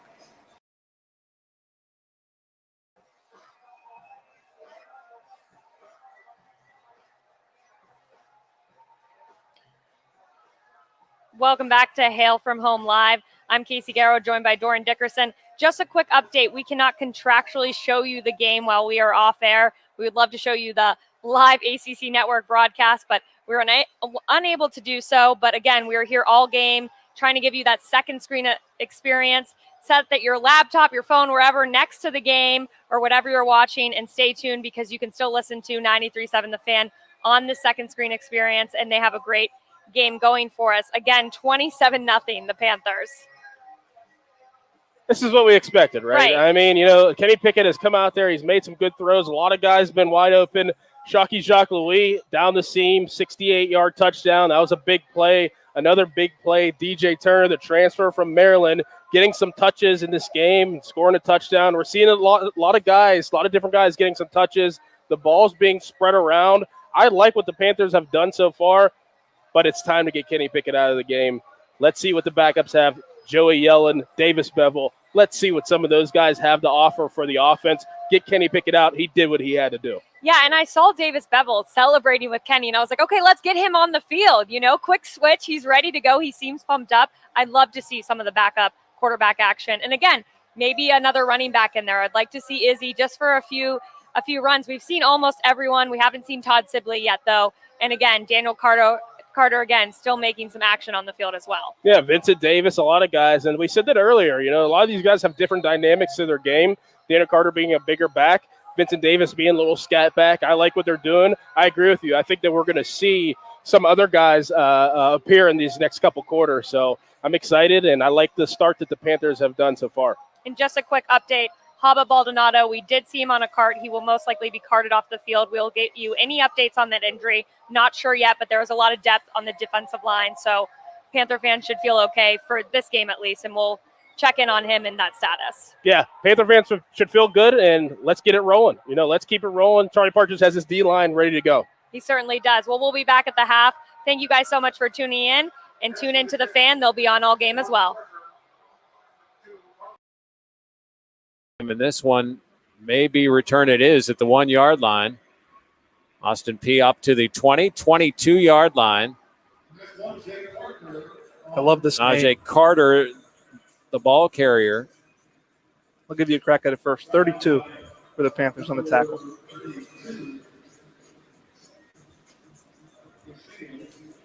Yeah, Siraka Dennis. I like to say Servassier. I just throw that in there. It sounds like Do you say Dubois or you go to Dubois? You know what? It depends what kind of mood I'm in. The Servassier sounds like a nice, fine wine. Or something. It does. It does sound like something after the game. Like a sommelier? Savassier. First down and 10 at the 23-yard line, and a handoff to Sneed. Sneed not much there. Gets maybe a yard. Good job by the Panther defense, led by John Morgan. David Danielson, John Morgan. We're seeing some rotation at middle linebacker. Chase Pine in at middle linebacker now. Flanked by Campbell and Bright. A.J. Woods in at the field corner with Pinnock in the boundary. Second down and 9 for Austin Peay. Shotgun is Oatsfall. And he'll go back to pass. Looks right side, has an open receiver.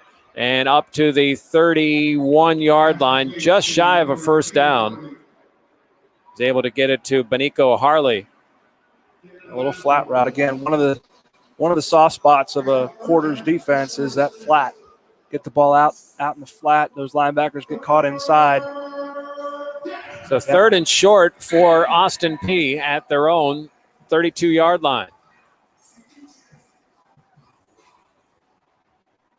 Panthers defense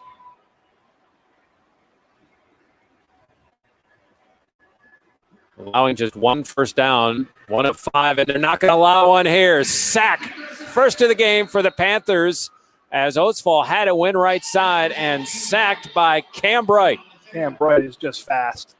Untouched off the slot on a zone pressure and gets to Oatsfall eventually. Oatsfall felt him coming, tried to evade, but ran into a wall in front of him, and Cam Bright was able to track him down for the sack. And he wasn't able to go forward. Danielson was there in his face, and Bright was able to bring him down. Patrick Jones flanked. So really nowhere for Oatsfall to go. Oatsfall has some wheels, but just no chance there. Good defense again for the Panthers as Austin Peay now 1 of 6 on third down. Timeout, Austin Peay. Their second timeout of the half. 30-second timeout. So Austin Peay takes the timeout, and things aren't going well when you're having to take a timeout for punt team. Yeah, well, they had their issues against Central Arkansas with punts, so I don't know if they want to deal with another blunder on punt. I'm not sure if Coach Lovings felt like they were lined up right or had the right personnel out there. And this immediate timeout. This is effectively a spring ball for them. Because they're only playing 3 games. So you want to get as touched up as possible. So you talk about situational football, as important for them playing 3 games as it is for the Panthers playing 11. So since we are a part of the media, kind of, with 9:48 remaining in the second quarter, we'll take a timeout. 28-0 Panthers. You're listening to Pitt Football on the Pitt Panthers Radio Network. To celebrate State Farm's surprisingly great rates, we gave the song surprisingly great lyrics. Here we go. It's so cheap. Yeah, got a great rate on the down low. 'Cause Jake isn't your average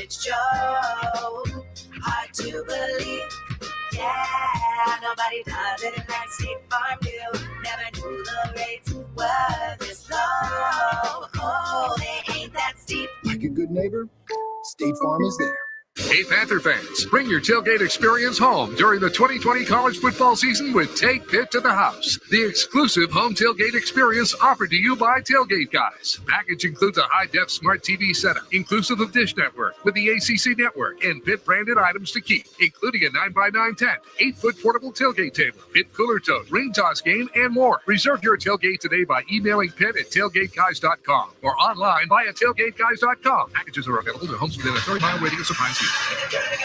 Gatorade is the exclusive sports beverage of Pitt Athletics. Find Gatorade and Propel on the shelves of your local grocery and convenience stores.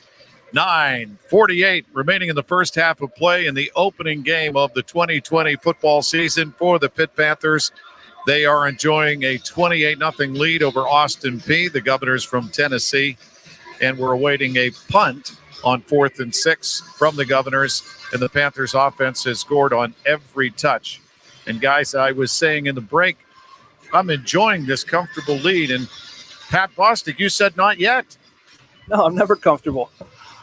You know what? I've seen a lot in my time as a player and 9 years as a broadcaster now. And you never take your foot off the gas. And you want to see, I think, another touchdown here before you start thinking about, taking some guys out of the game. Kenny Pickett. Most notably, but these reps are invaluable for everybody. We've got a lot of young guys on the field, and I saw Austin Peay make a big play early.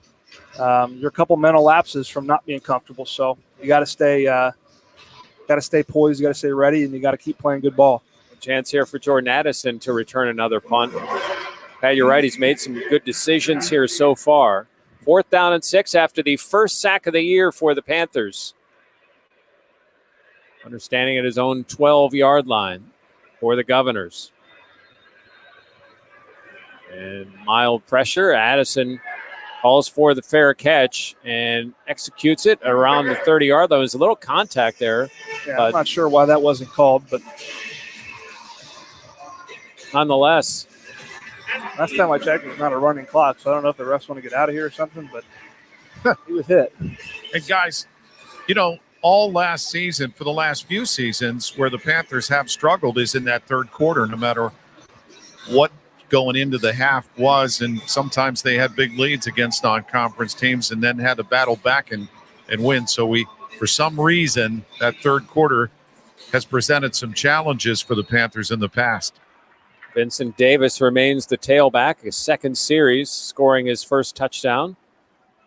A 1-yard run. In the shotgun is Pickett with Davis next to him. Pickett back to pass, looking, throwing across the middle and wide open. The catch at the 40-yard line by Kyra. Your compatriot, right? Were you a Farrell High School guy? I was not Farrell. Farrell beat up on us, though, often. Sharon, right? Sharpsville. Sharon Vassell. Yeah, we would play Farrell only if we had to. Nice catch by the former quarterback. Pickett again back to pass. Looking, has all day to throw. Throwing deep, has a target, and just past Shockey Jacques-Louis at about the 15-yard line.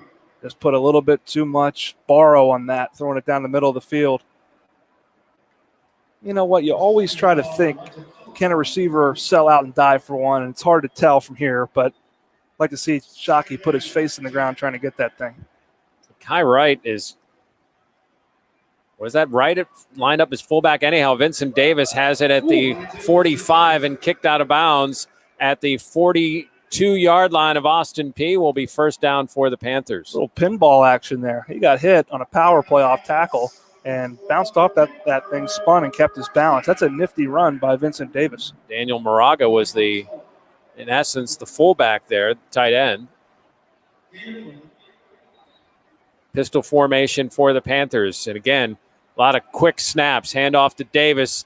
And, man, look for a second that he was going to bust it. Still gets about 8-9 yards on second down. I like the way they're running the ball right now.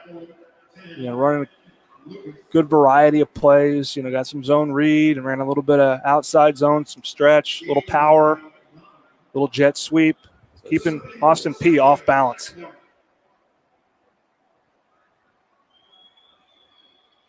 Hand off to Davis again. This time he'll go left side. Has enough room for the first down at the 30-yard line.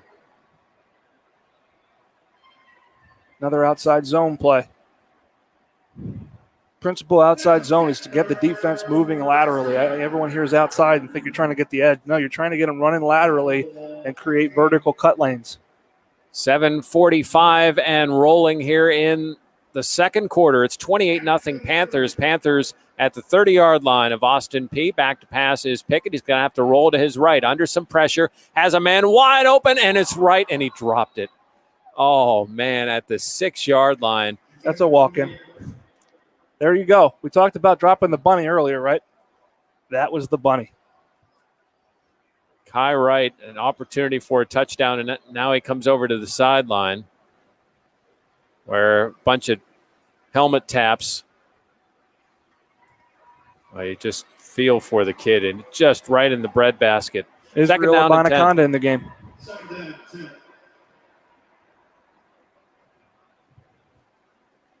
Pickett in the gun, and delayed handoff.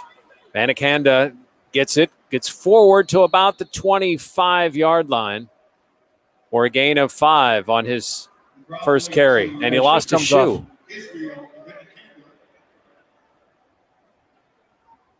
He'll stay in the game. We got the shoe back on pretty quick. Yeah, that was like a pit crew in NASCAR. 3 receivers to the right, 1 left. Pickett in shotgun, 3rd and 5, back to pass. Had all day to throw, looking down the field, and maybe some miscommunication. And the flag is down. Yeah, he's getting he was trying to get Shockey Jacques Louis in the end zone. Yeah, I didn't know if Shockey ran a wrong route or if he was interfered with, and it appears he was interfered with. Well, although Kenny Pickett is talking to him right now. Before the pass, holding defense, number 8. 10-yard penalty, first down. Well, I think that's a classic example of receivers running an in-breaking route, but gets outside right away and is on top of the defender and open. And I think what Kenny thought is, hey, he's still coming inside. I think Shockey said, I'm open, I'm going long. And, again, another learning opportunity in a game to go back and say, you know what, I see what you're seeing now. We'll work on that for next time. Jake Zelenskas at fullback again with Pickett under center. Just under 7 minutes to play in the first half. 28-0 Panthers. A handoff to Abanikanda, and he gets a couple of yards down to the 13-yard line. So Turner and Addison are back in. Good reps for Israel Abanikanda. The Panthers go no huddle again. Turner already has a touchdown. He's lined up right side. 2 receivers left. The shotgun. Throw out to Addison. Addison quickly met. Good tackle by Isaiah Norman, who was burned for the long play. Norman makes up for it there. Good open field tackle. It'll be 3rd and 7 for the Panthers. Empty set. 2 receivers each side. Alone in the gun is Kenny Pickett. Back to pass. Blitz coming. Throw over the middle and right at the stick. And it looks like it will be a first down. Jordan Addison with the catch. Nice job by Kenny Pickett here. He's got pressure coming. Empty protection. You don't have enough blockers. You got to beat the open or unblocked defender. Nice job. 5 new defenders in for Austin Peay. Handoff to Abanikanda. Flag is down, and Abanikanda scores. Not a flag. Abanikanda went right side, had to fight through, and got into the end zone. Illegal shift, offense. 2 players moved and did not completely get set. 5-yard penalty, first down. So we've seen 1 touchdown called back replay, and the Panthers able to score on the next play. This one called back due to penalty. The Panthers are able to score on the next play as well. Ball moved back to the 10-yard line. It'll be first down and goal. That's 2 pre-snap penalties for the Panthers offensively now. Legal formation and a legal shift. So got the no huddle going, but. So it's 28-0, and you're saying there's things that they can show in the film room to say, hey, we can't do this next week. Again, Dual receivers on each side and delayed handoff. Abanikanda right up the middle and right into the end zone. Good work by the offensive line. Israel Abanikanda with the touchdown. It's 34-0 Panthers. Yeah, just a draw play. You could tell by the shell of the defense, they're in a two-deep coverage. They're playing zone. Good call by Mark Whipple to go with the quick draw to Abanikanda. And really, there wasn't a Austin Peay defender that had a chance to tackle him until he hit the goal line. Boy, you're right, just that burst of speed. It's going to be a really good player. Kessman on for the extra point. It's been a busy first half for Kessman. And he is 5 for 5. The Panthers, 12 plays, 70 yards, 4 minutes and 5 seconds off the clock. Israel Abanikanda from 10 yards finishes it off. 5:35 to play in the second quarter. 35-0 Panthers. You're listening to Pitt Football on the Pitt Panthers Radio Network. They take the field. We take our positions. It's why we train and train and train. Because in our world, it's game day every day. And our opponents are the toughest out there. But we take on tough. Rise beyond the challenge. Because when it's all on the line, we're on court. This is our team. And yours. UPMC, official healthcare provider of the Pittsburgh Steelers. Panther fans, listen up. Looking to crush it in the classroom? Supra Office Depot has you covered. Get in the zone with pens, highlighters, and backpacks. Stay connected with laptops, tablets, and headphones. Amp up your game with dorm room appliances and seating. And go for the win with face coverings, hand sanitizer, and more. Shop Supra Office Depot, the official office product supplier for the University of Pittsburgh. Supra Office Depot. Everything you need for the win.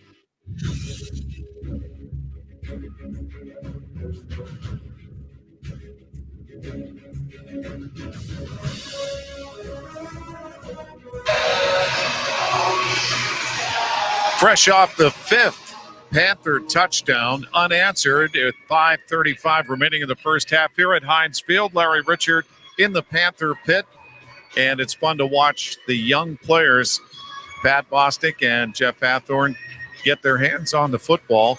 And this is exactly as you would have hoped it to be. I'm sure the coaches are enjoying this. But as you pointed out, there'll be things that they can discuss. Meanwhile, it's very relaxing to just enjoy a 35-0 lead. Yeah, you could put that beer away, though, Larry. You know what, guys? And I know everybody is feeling this all around the country, all around the world. Everything is just so surreal, but it is so surreal to be sitting here, the only human being in a seat in Heinz Field, but enjoying it nonetheless in a really great way. Took a pandemic to let Larry sit in the stands. 341 yards of offense for the Panthers here, and still 5.5 to play in the first half. Kessman's kickoff will be returned down to the 7-yard line, and Stutter stepping up and getting up to the 25-yard line is Jay Parker.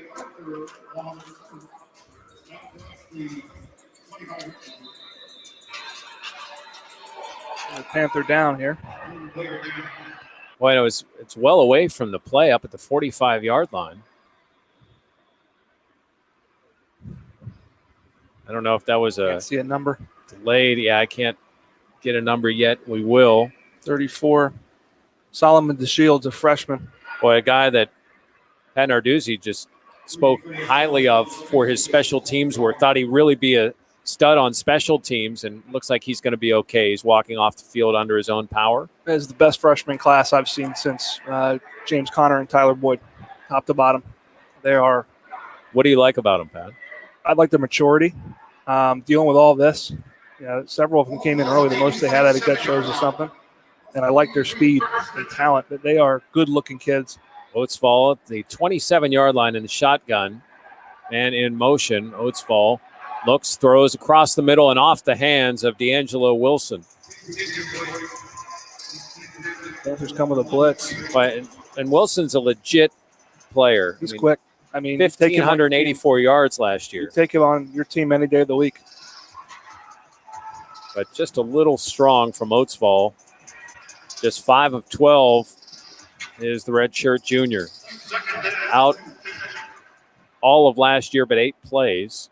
Of course, they do have a game under their belt, a 24-17 loss, Central Arkansas. Handoff, left side, and tackle by the Panthers. Hey, well, that's a smart play by Servassier Dennis there, not going for the horse collar. I know it's easy to, he kind of got it, knew, hey, I can't do that. I'm going to pull it off, and knew he had pursuit too as well. Avoided the penalty and forces a third down. So heads up play. And Pat, you bring that up, and it made me pause because I'm looking all over to see if he still got flagged for that. But it was a good point by you. 3rd down and 7. Oatsvall in the shotgun. 2 receivers right, 1 left. Sneed next to him on the right. And in motion now, all receivers to the right side, and a flag, delay a game. Just too much time taken. Offense. 5-yard penalty. 3rd down. So you go from 3rd and 7 to 3rd and 12 against the team that was best at sacking the quarterback last year. Yeah, not fun. Not fun if you're Jeremiah Oatsvall. Wouldn't be surprised to see a screener draw here. I mean, again, if your head coach, Coach Loving's over there, you got to start, I think, being a little bit conservative about your guys and their health.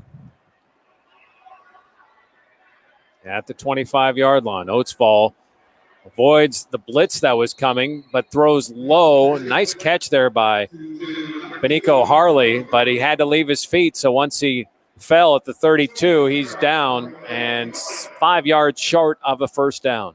That's a nice thing about bringing pressure on a 3rd and long. It's a philosophy that Pat Narduzzi and Randy Bates have is, hey, we're going to play zone behind this, but we're going to outnumber you. So your quarterback's got to get rid of the football early, and then you just put a premium on making an open field tackle, which the Panthers did a nice job of.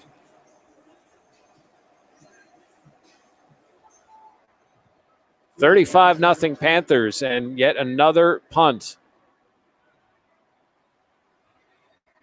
The punt to Addison. Again, calls for the fair catch. This is the 31-yard line where the Panthers will get the football again. It has been all Pitt here in the first half. Their opener with Austin Peay.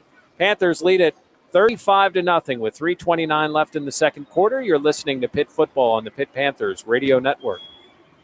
Hey, Pitt fans, when it comes to your finances, everyone wants to be on the winning team. Clearview Federal Credit Union's here to help. As the official credit union of the Pitt Panthers, Clearview will help you cross your financial goal line with no interference. Access your money from anywhere with their mobile app, online banking, over 80,000 surcharge-free ATMs, live teller machines, and financial centers throughout Western Pennsylvania. With Clearview, you can score from the opening kickoff to the last play of the game. Clearview, helping people to enjoy a better life. Visit clearviewfcu.org/Panthers for more. As a CEO, I want the best from our employees. In return, they want the best from their company, especially when it comes to their health benefits. That's why we choose UPMC Health Plan. It gives our employees in-network access to the best doctors and hospitals, including the world-class care of UPMC. And the best part? It's affordable for all of us. For the quality, affordable coverage your company deserves, here's the plan, UPMC Health Plan. Larry Richard at Heinz Field with the Pittsburgh Panthers, who have a 35-0 lead with 3:29 remaining in the first half. And they've got the ball back 1st and 10 on their own 31-yard line. And Pat Bostic, Jeff Hathorn, you were talking about Servassier Dennis. Checking the official pronunciation guide. It is, you should say it as Servassier. Just for future reference. Servaca. Come on. As a public address announcer and a part of my other life, you're so focused all the time on the pronunciation of names. I'm kind of glad that the NFL didn't have a preseason for this reason. They carry 90 players in a typical season for those games, so that's 180 names. So now we're just focused on who's on the field, and we are going to see a lot more names, I would think, in the second half from this Panthers team on both sides of the ball. Yeah, Servassier from Syracuse.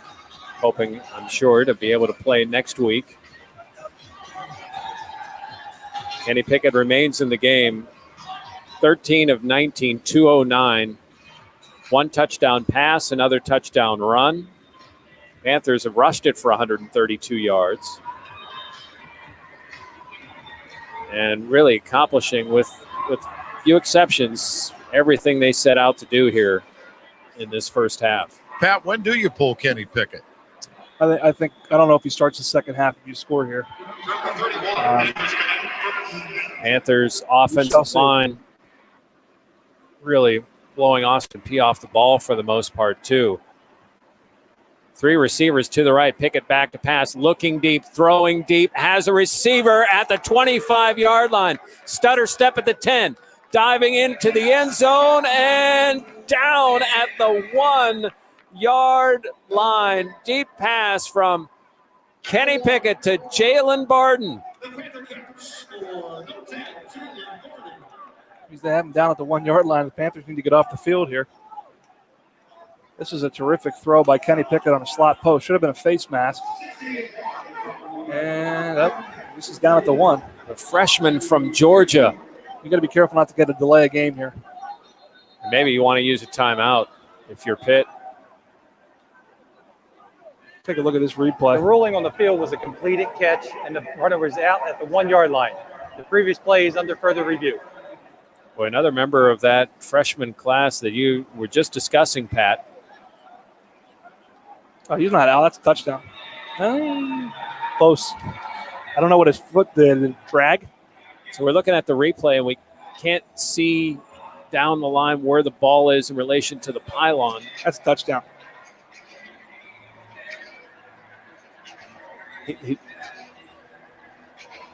So Barden has it. He does stay in bounds, but Touchdown. Does he get the football over the pylon as he's falling out to the right? Boy, that's a really impressive play by this young man. Gentlemen, I mean, to keep his composure, he did get face After mask. further review, the ruling on the field stands as called. Oh, boy. Stands is called. We've seen, over the years, Part, we've gone through this scenario, where you think for sure it's one way or the other. You just never know with the reviews. You just never know. Grant Kerrigan in at tight end. Jalen Barden. I told you, this freshman class is good. I know this is a lopsided score, but you can see the speed, the talent.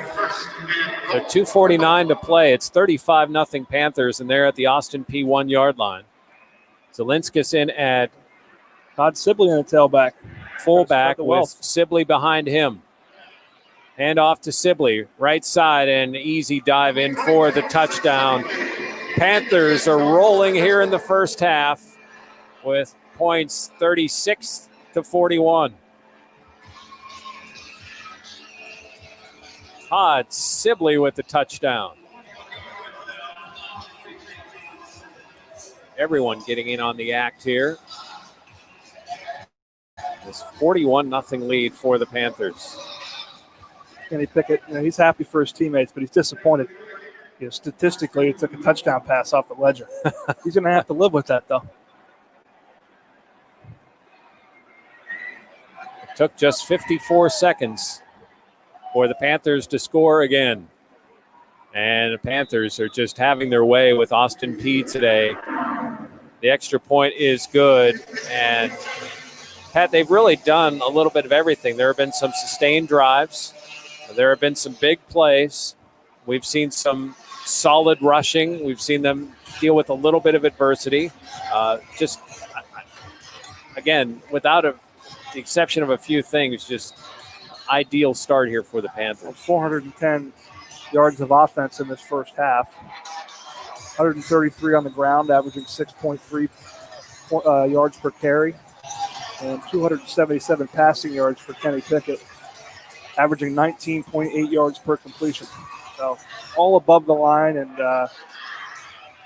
it's been domination from the get-go.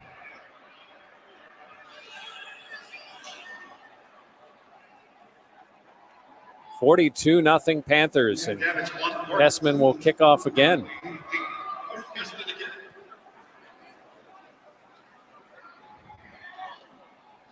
And the kick down to the 5-yard line, stutter step, and knocked down at the 21-yard line is the returner, Jay Parker. Marquez Williams on the tackle.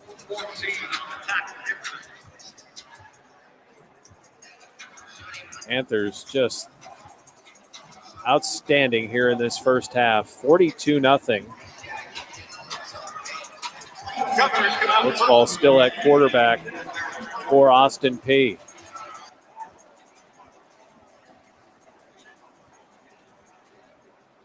First down and 10 at their own 21-yard line, and a low snap, and Oatsville just going to have to eat it. And a flag is down. And what's going on here? I don't know. John Morgan looked over at the official and put his hands on his head as if they had called him for something. But it was a bad play all along. Offsides. Excuse me, false Illegal start. formation, offense. 5 players were in the backfield. Penalties declined. Second down. I keep waiting to see them blow the whistle, but they have these magic little instruments they're doing it with. Hard to blow a whistle through a mask, Larry. Yes, I know. So they have these electronic whistles. So a loss of 5 yards back to the 16 on the bad snap, and Oatsville having to eat it. He's going to hand off, and another negative play. Panther defense coming up strong again. Jason Pinnock in from the edge. Yeah, nice job. Penetration inside. Force the ball backside. Rossi Dennis is there. Jason Pinnock blitzing from the boundary corner positions there to make the play. And 3rd and forever now for the Governors. C.J. Evans on the carry for negative yardage. 3rd and 18 now. Probably going to be a run here. Keep this clock running and try to get into halftime without any further damage. Marcus Loving, the head coach of the Governors. Austin Peay is playing 3 games. Basically kind of a team for hire right now. And obviously a disappointing situation as Pat Narduzzi is going to get a timeout. Timeout. The first of the half.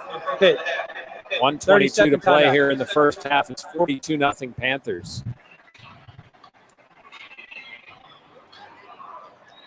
You're seeing the actions of being pent up and wanting to get out here and play football. And as you guys know, we've talked to enough of the players and coaches over the last few weeks to know how much this means to them just to be out here and playing. And certainly the Panthers really showing that they are multi-talented on multi-levels, understanding it's a non-conference game with an FCS team, but still a good tune-up as they'll play Syracuse here at Heinz Field Saturday next week, and then the Steelers host a game the next day on Sunday.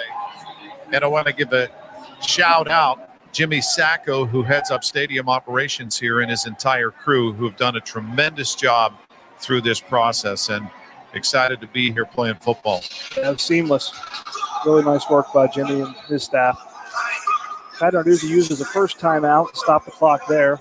Third and 8. You'll likely see another one on if this isn't an incompletion. 3rd and 18 from the 13. Oatsville will keep it and tries to go up the middle, but Patrick Jones is having none of that. Patrick Jones immediately right at the line of scrimmage brings Oatsville down on the design draw. Yeah. And no timeout yet for the Panthers. 1:08 to play, and it's 4th down and 18 for Austin Peay. Well, I think what you're trying to work here is get into a 2-minute situation, right? Try to rep a 2-minute situation in a live game situation. We do have a change at punt returner with looks like DJ Turner back there now. Turner has one of the Panther touchdowns.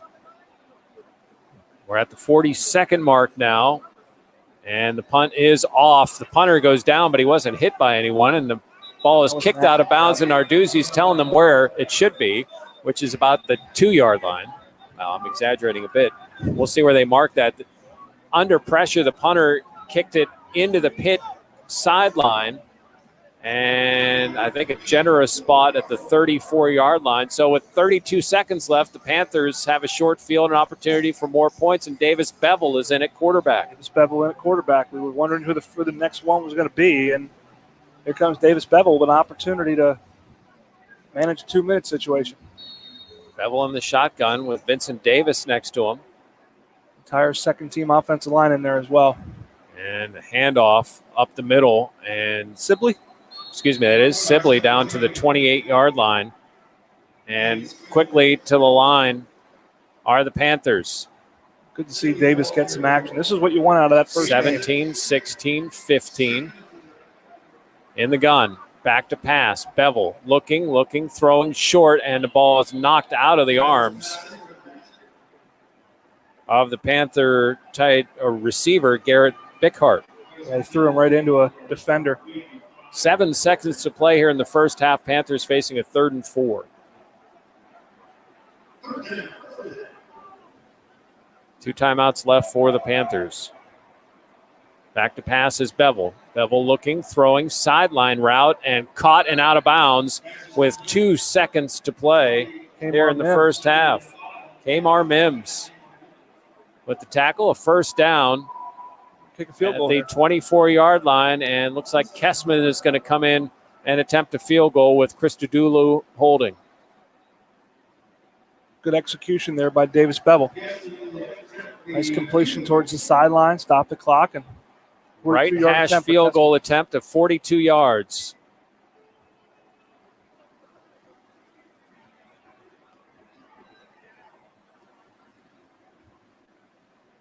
All placed, kicked, and the kick is no good.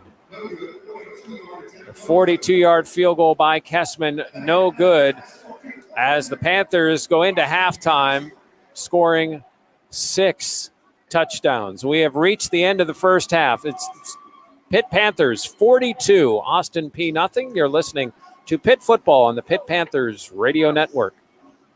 Still need to register to vote? Want to make sure your voice is heard in the upcoming election? Welcome back to Hail from Home Live. I'm Casey Garrow, joined with Doran Dickerson again. 42-0 at the half. I mean, you predicted this from the start. This was kind of your prediction for the end of the game, and I didn't do a good job predicting at all. But I'm glad to see the Panthers up 42-0. What did you see in that first half? 21 points in the first quarter, and then they matched it with 21 points in the second quarter. I mean, it was pretty unbelievable. Like I said, 45-7. That's my overall prediction. I didn't predict that for the first half, but I mean, a great showing by the Panthers. All the running backs except for A.J. Davis have scored a touchdown. I mean, freshmen to big backs to scat backs. I mean, all those guys have scored a touchdown in today's game. I've seen a lot of good stuff around the ball, around the offensive side. A lot of guys touching the ball. Jalen Barden having a big catch for 68 yards. Shockey Jacques-Louis having a big catch for 68 yards. They're spreading it around a lot. Kenny Pickett did his thing. He's out of the game. We saw Davis Bevel come in for this last series. I mean, what is there not to like about this game so far? I know, and I love the fact that they addressed the running game, which we talked about in pregame. We only had 11 rushing touchdowns last season in 13 games, the Panthers, not we, the Panthers, and 5 today. And they answered what everybody's questions were, are we going to have a run game this year? And it looks like everybody answered except A.J. Davis, and he might get his turn in the second half as well. Yeah, I mean, the offensive line came out there. They took care of business. They're out of the game now, too. I mean, that's what you want for a tune-up game. That's what you want for a game against an Austin Peay opponent, not to throw any shade at Austin Peay. But, I mean, hey, the Panthers are here to take care of business. They're here to win. Kenny Pickett has 277 yards in this game, and is 14 for 20. I think that's a stellar game. That's a tune-up for Kenny Pickett, and to see what he's going to do next week and as the season goes on. The only negative that I really saw was by a young cornerback in A.J. Woods. I mean, getting beat on a double move. He took his eyes off his man. You can't do that whenever you're in man-to-man coverage. The only cornerback that I've ever seen do that was Darrelle Revis, and he could do that because he's a Hall of Fame cornerback. But being a young guy, you got to keep your eyes on your man, and you can't get beat. But that was the only negative I saw in the first half for the Pitt Panthers as a whole. Yeah, we were sitting in the seats, and we're lucky to be here sitting in Heinz Field. It's quite an experience.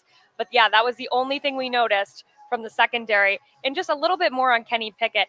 I mean, he only had 1 rushing touchdown. He hasn't thrown for 1 yet, but I would just like to see a little bit next week with him and his receivers. Again, those long passes, but I'd like to see him get in the end zone. And maybe with the tight end action back next week, we'll see it. And you say tight end, and I automatically had to think of Kai Wright.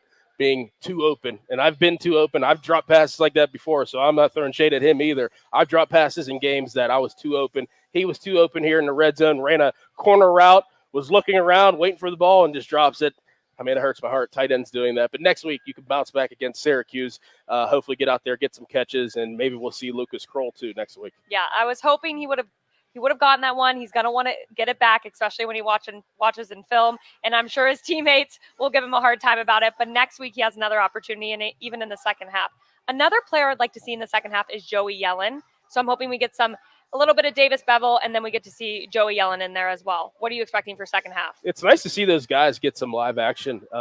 Davis Bevel coming in there now, and then Joey Yellen, I could see him coming in maybe mid-third quarter, maybe fourth quarter, getting some action and having those guys get those live reps. That means a lot moving on in the season. And Kenny's a guy, he's an athletic quarterback. He likes to run. He's very, very, very tough, and that's what breeds the success of their team is his toughness. So, if there is a chance that something happens to Kenny, God forbid, and one of those backups have to go in, they have some game action, and that's going to happen today. So I'm excited to see what those two guys have coming in the second half.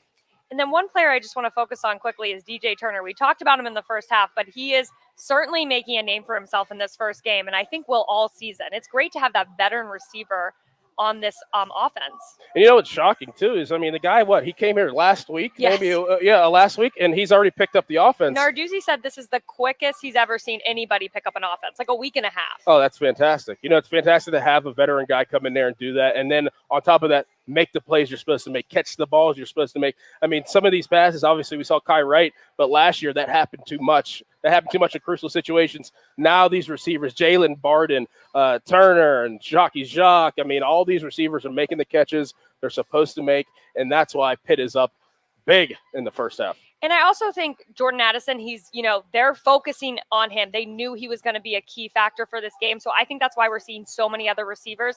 He's had 7 receptions, only 35 yards. But again, I think they targeted him, Austin Peay, coming into this game. Yeah, and he's going to run those short routes. He's not going to be, down the seam every single time. He's going to be the Julian Edelman of this offense. So let's expect to see him a lot more and get incorporated in some deep routes. But for now, those short routes are fine. All right, quick predictions before we head out for the second half. I see Pitt scoring 2 more touchdowns, and then Austin Peay probably not scoring any. I'm going to go with 3 because I feel so bad about my prediction in pregame. And I hope Austin Peay 0. So 3 touchdowns and hopefully Austin Peay none. I like it. All right, we'll be back in the second half. Stay tuned. 93.7 The Fan, Jeff Hathorn, Larry Richard, and of course, Pat Bostic is on the call.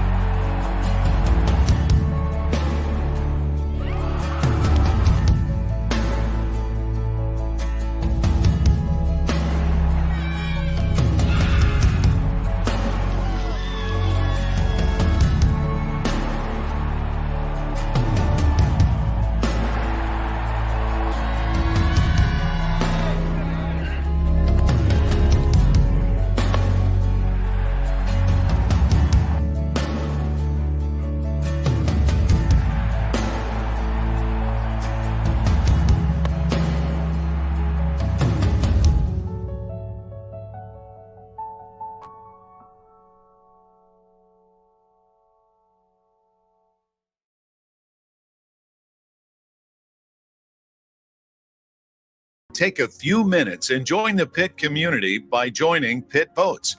Pitt Votes will make sure you know when elections are happening and have the information you need to vote with confidence. Sign up to receive election reminders, get registered to vote, and apply for your absentee ballot. Visit pitvotes.turbovote.org. Again, that's pitvotes.turbovote.org. As a CEO, I want the best from our employees. In return, they want the best from their company, especially when it comes to their health benefits. That's why we choose UPMC Health Plan. It gives our employees in-network access to the best doctors and hospitals, including the world-class care of UPMC. And the best part? It's affordable for all of us. For the quality, affordable coverage your company deserves, here's the plan, UPMC Health Plan. Panther fans, listen up. Looking to crush it in the classroom? Supra Office Depot has you covered. Get in the zone with pens, highlighters, and backpacks. Stay connected with laptops, tablets, and headphones. Amp up your game with dorm room appliances and seating. And go for the win with face coverings, hand sanitizer, and more. Shop Supra Office Depot, the official office product supplier for the University of Pittsburgh. Supra Office Depot. Everything you need for the win. Welcome back on the Pitt Football Halftime Report. I'm Cale Berger as the Panthers lead the Austin Peay Governors 42-0 in the season opener down at Heinz Field. And I'm joined now by Kevin Wheeler, as I will every week. Kevin, ACC Network producer and play-by-play broadcaster, who will be giving us a look at some of the other sports going on around Pitt athletics and what's to come this coming week on the ACC Network. Kevin, thanks so much for joining me. No problem, Cale. Looking forward to the season with you. Now, obviously, the Panthers football team getting underway here today against Austin Peay. But men's and women's soccer and volleyball also set to get underway over the next few weeks. What are some of the biggest storylines heading into this fall? Yeah, I mean, there's been a lot of hype around all three of these programs. Obviously, volleyball picked first in the ACC preseason poll for the third straight season. They're in the hunt for their fourth consecutive conference championship. Men's soccer picked second in the North region of the ACC this year. Atlantic and Coastal divisions are gone because of COVID-19. On the women's soccer side, Randy Waldrum continuing to build with a lot of youth. They got their first ACC win last year in about 3 years, so they're looking to build off of that and inject themselves into the ACC here. Now let's dive a little more in there with women's soccer. Pitt opened its season on Thursday at Appalachian State with a 4-0 win. What can we expect from Randy Waldrum and this Panthers team this year?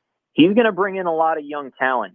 22 out of the 28 players on the roster, Cale, this year are freshmen or sophomores, and it's a challenge sometimes to manage youth, but when I spoke to Randy Waldrum on Thursday, he is really excited and optimistic about what he's seen from the scoring talent that he's brought in. Leah Pace on Thursday night had 2 goals. I think this team, Cale, can win between 4 and 6 ACC games this year out of the 8 that are on their schedule. They only won 2 last year, which was a big step for the program, but they can do a lot more here. Now let's switch over to the men's side, and Jay Vidovich and his program had a 10-win season a year ago. What can they do to take the next step? Men's soccer was so much fun to watch last year in Jay Vidovich's 4th year. He's now in his 5th year. Last year, they ended the year with their first NCAA tournament berth since 1965. Big wins last year against number 1 Virginia on the road and then in the ACC tournament. But he, just like Randy Waldrum, Jay Vidovich is really, really excited about the young talent that he's brought into the fold. And, of course, Edward Kiza is back for his senior year, somebody who Jay Vidovich started his time with here. And Jay Vidovich, Cale, told me on Thursday, Edward Kiza looks like a beast in the preseason, so it'll be exciting to watch him again. Finally, volleyball doesn't begin their season for another couple of weeks. What do you make of that team as they pursue their 4th straight ACC title? Well, they bring back a lot of talent from last year, Cale. ACC Player of the Year in Kayla Lund is back for them. Alexis Akeo, the young setter in the middle, she's back again. Shinaza Ende. They're so much fun to watch. And honestly, for Dan Fisher and the Panthers, if it ain't broke, don't fix it, right? I mean, you win 3 straight ACC titles for a reason. Try not to change too much about what you're doing, and I would be stunned if we don't see them contending for a 4th straight title late in November. Now, Kevin, before I let you go, what's coming up this week on the ACC Network? Thursday night, Cale, we got women's soccer with their home opener against Syracuse. That's on the 17th. It's at 7 p.m. And then on Saturday, I know football plays, obviously, and they'll be on the ACC Network. But men's soccer has their home opener that night at 7 p.m. on ACC Network Extra as well. Looking forward to both of these games and getting fall sports underway here. Reminder, Pitt fans, you can catch all Pitt games and every ACC fall sporting event on the ACC Network or the ESPN app. Find ACC Network on Verizon Fios, Hulu, YouTube TV, and more. Check out getaccn.com for more info. It's more important now than it's ever been. If you want to see your Panthers, find ACC Network and get it now. Kevin, thank you so much for joining me, and I'll talk to you next week. All right, thanks so much, Cale. Kevin Wheeler of Pitt Studios will join me each week here during the halftime show to give you an inside look and analysis of the other sports around Pitt athletics, women's soccer, men's soccer, and volleyball, all getting ready to start their seasons right about now. So thank you again to Kevin for joining the show. Let's take a look at the college football scoreboard now, games around the ACC. Duke and Notre Dame in South Bend. Just under 3 minutes left to go in that one. Number 10 Notre Dame leads by 14, 27-13. 3:31 left to go in the first quarter between Florida State and Georgia Tech. That game was delayed by lightning, and the Seminoles lead 7-0. North Carolina, number 18 team in the country, up over Syracuse big 31-6 final. And later tonight, Clemson, number 1 team in the country, takes on Wake Forest, and Western Kentucky and Louisville at Cardinal Stadium in Kentucky. That one is at 8. This has been the Pitt Football Halftime Report. When we come back, we'll send you back to the guys at Heinz Field for the first half stats and get you ready for the second half between Pitt and Austin Peay. You're listening to Pitt Football on the Pitt Panthers Radio Network. Hey, Pitt fans, when it comes to your finances, everyone wants to be on the winning team. Clearview Federal Credit Union's here to help. As the official credit union of the Pitt Panthers, Clearview will help you cross your financial goal line with no interference. Access your money from anywhere with their mobile app, online banking, over 80,000 surcharge-free ATMs, live teller machines, and financial centers throughout Western Pennsylvania. With Clearview, you can score from the opening kickoff to the last play of the game. Clearview, helping people to enjoy a better life. Visit clearviewfcu.org/Panthers for more. Hi, Panthers fans. This is Kevin Gorman from my friend and dentist, Dr. John Bush. I've been a patient of Dr. Bush for over 20 years. Whether it's a routine cleaning or more complex dental care, like the crowns he did for me, Dr. Bush and his staff are always courteous, caring, and most importantly, always on time.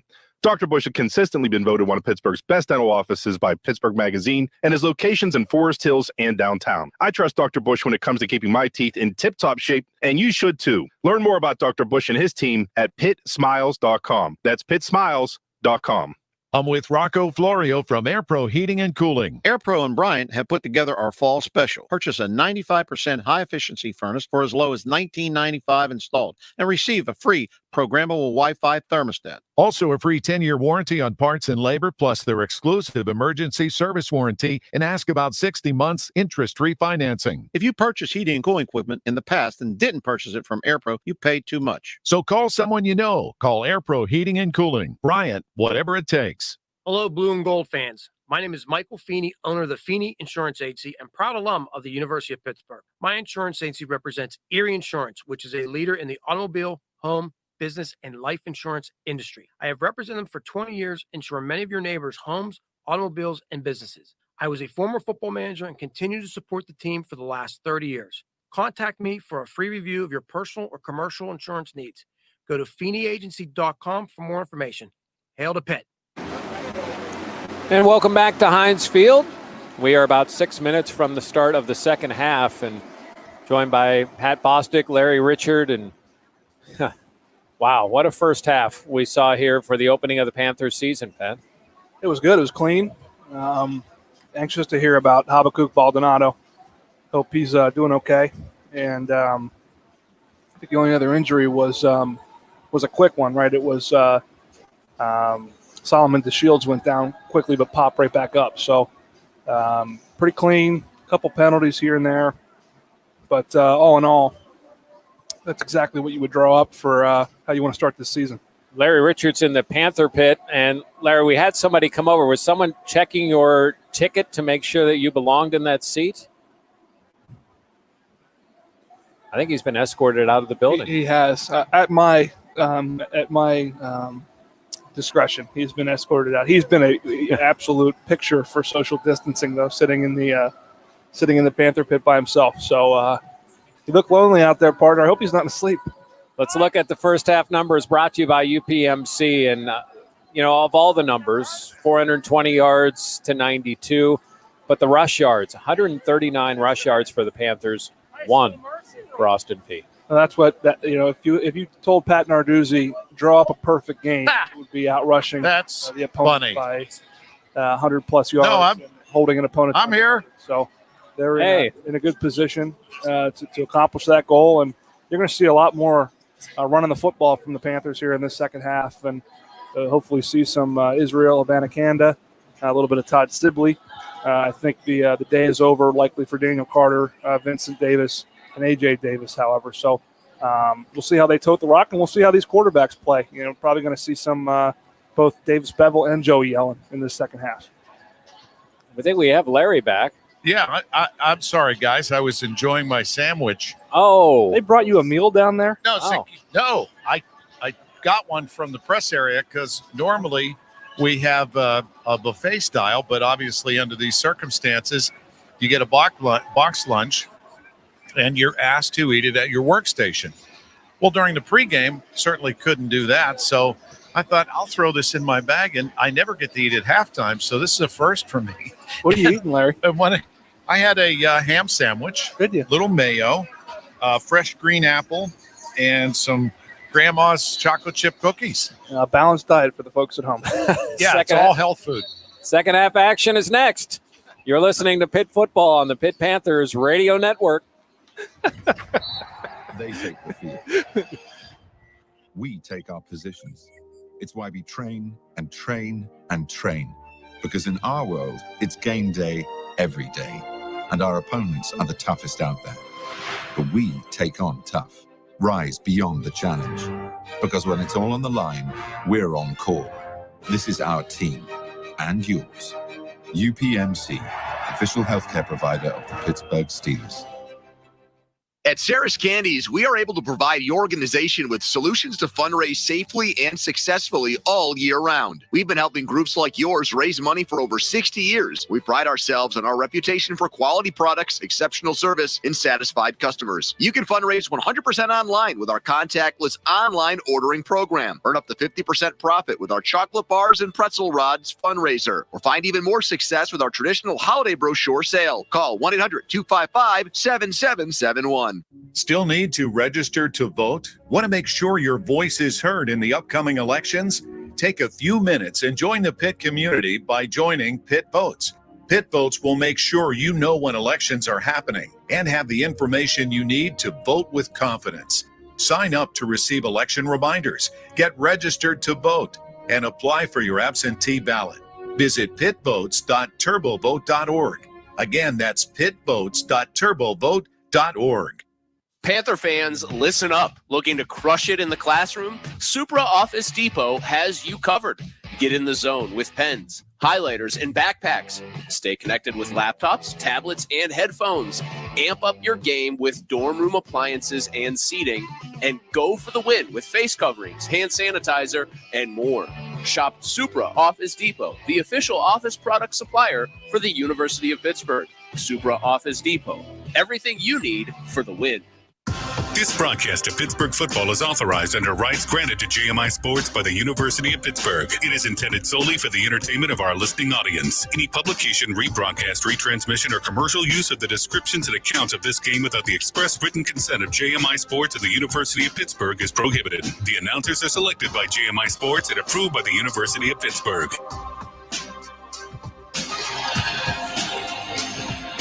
Welcome back to Heinz Field. 45 seconds to go here before the start of the second half. And Larry Richard, it's going to be a different second half here. Obviously, we're going to get a look at a lot of Panthers future stars, and this is a good chance for the coaching staff to do that. Meantime, by mutual agreement, we just got word from E.J. Borghetti and the Sports Information Department at Pitt that we will play 10-minute quarters for the third and fourth, with the Panthers leading 42-0. I don't remember or recall that ever happening before. Certainly not since I've been associated with the university, which goes back to the mid 80s. Yeah, they've done this, in high school. They run the clock after so many points, but this is not a running clock, but they've knocked 10 minutes off the second half. And they will start, the Panthers will, with possession. Daniel Carter started the scoring with a 2-yard run. Kenny Pickett a 6-yard run. And then Pickett hit DJ Turner from 51 yards. Vincent Davis scored on a run. Each team has agreed to play the third and fourth period, 10 minutes each. I feel like Nostradamus. Israel Abanikanda with a 10-yard run and Todd Sibley with a 1-yard run. 42-0 Panthers. And the first kickoff of the game for the Governors. Jordan Addison is back deep for the Panthers. And it's a pooch style of kick and fielded by Turner at the 12-yard line. And he slips down at the 20.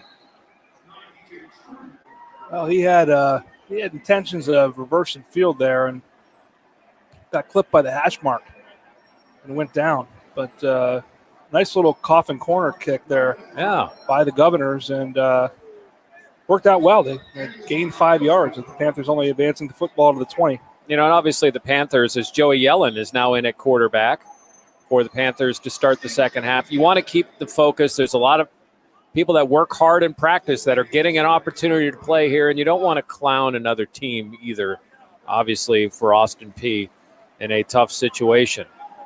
Handoff from Yellen to Daniel Carter, straight up the middle, a gain of 5, maybe 6. Carter, Josephus Smith on the tackle. We're going to see a little bit of Daniel Carter on this drive. He is a big physical runner that has great feet. I've seen him a couple times in practice. Austin Peay player is down. Making little subtle cuts in the hole to find a crack. He is just a very resourceful runner.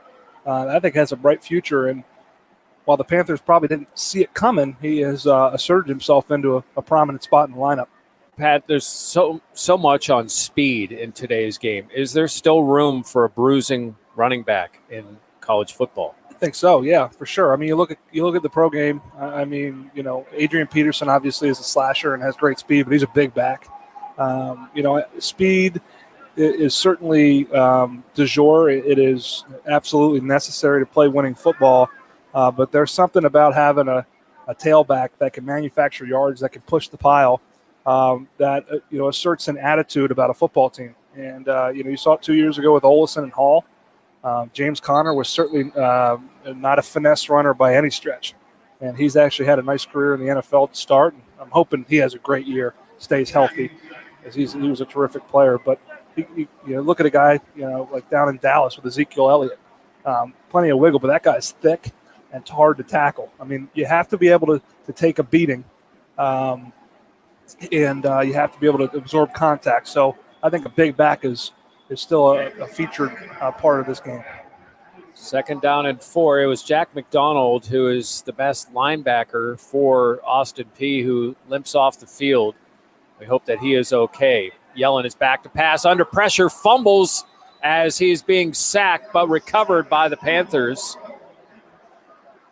Blake Zubovic on the recovery as Yellen went back to pass, and good defense there by Austin Peay. And just a free rusher inside. Looked like a miscommunication. And Joe Yellen's got to find a way to get rid of that football.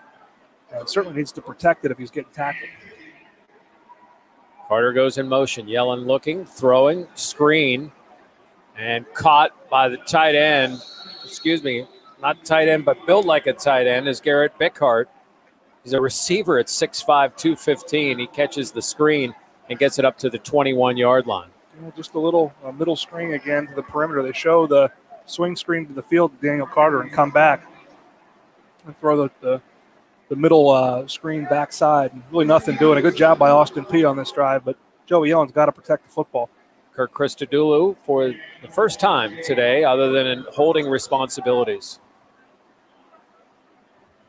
No rush for the Aussie punter. A deep punt sending the Austin Peay returner back to the 20-yard line, and the return up to the 28 before the tackle. What a great kick. I mean, that thing had a better spiral than a lot of my passes, which isn't saying much. But there was no wobble on that thing. That was pretty. 8:08 remaining here in the third quarter. Again, we're playing 10-minute quarters in the third and fourth. It's 42-0 Panthers. You're listening to Pitt Football on the Pitt Panthers Radio Network. Hail to teamwork. Hail to pride. Hail to weathering the elements. Hail to a full day that's all about those 60 minutes. Hail to a tradition that doesn't get passed down, but that's shared to form lifelong bonds. Hail to Pitt. And hail to an ice-cold, refreshing Icy Light, the official local beer of the Pittsburgh Panthers. This is Dr. John Bush. Have you been considering a new dentist for you and your family, or are you a little overdue for that next appointment? If so, my experienced staff and I would love to meet with you and give you that smile you've always wanted. Our office has been voted one of our area's best by Pittsburgh Magazine. Our 2 locations are in downtown Pittsburgh and Forest Hills. We've been treating Pittsburghers and Pitt fans for over 30 years now. Learn more about us online at pittsmiles.com, and hail to Pitt.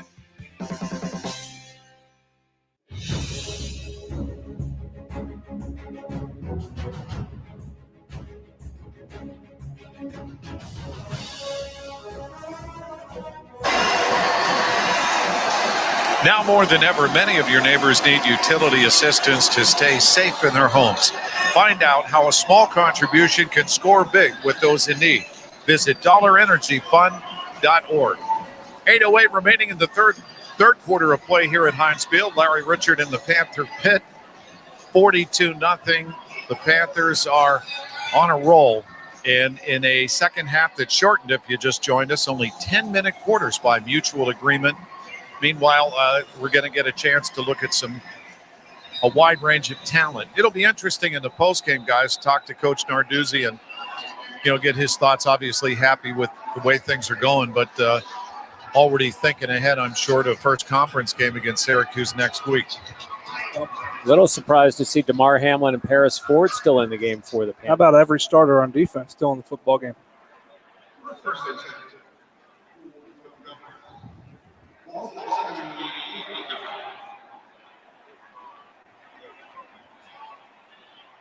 Pride factor, too. I guarantee you those guys are chirping in his ear, we want to pitch a shutout. 42-0 Panthers here, 8:08 to play in the third quarter. Oatsvall back to pass, looking under pressure, escapes. Nice job using his feet as he is taken down at the 29-yard line and then helped back up by Jason Pinnock. A good play by Pinnock in the open field. Panthers ran a twist game. David Green was coming around on a TE stunt. Had a chance to get him, but Oatsvall has showed his quick feet a couple times today. Oatsvall in the gun. And some movement.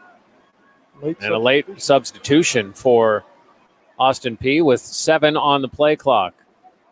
The Governor set with 4 and get the snap off. And a throw out tipped at the line. Job by the Panther defense. As we pause 10 seconds for stations to identify themselves, you're listening to Pitt Football on the Pitt Panthers Radio Network. This is the home of the Pitt Panthers. CKA-FM HD1 Pittsburgh, Pittsburgh's hometown sports station. Desmond Alexander on the tip. And now 3rd down and 9 for Austin Peay. Pat mentioned the starting defense here to start the second half. Oatsvall is going to roll out to his left, throw it at the feet and incomplete of his intended receiver, Jay Parker. 3 and out. Nice job by these Panthers on defense. Got a little pressure on Oatsvall. They tried to move the pocket on 3rd down and just kind of short hopped it. He had a receiver on a comeback route to the sideline. I want to give credit to Steve Massero, who's a great supporter of the university. Must be listening to our broadcast and sent a text saying Derrick Henry's also a bruising running back. So that would be true, Steve. Yes, he is. Very true. And can't forget about him. He's good. Punt here from Austin Peay, and just a floater that hits at the 40-yard line of the Panthers and down there by Austin Peay. Larry, what's the wind like down there?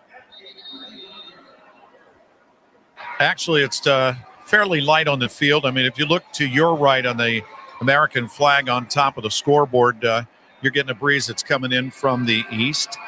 But down on the field, you look at the flags on top of the goalpost, hardly moving. So not really a factor. Can we give you like a wind gauge down there, since you're going to be sitting in the end zone? Yeah. I was Would you thinking. say the wind is negligible?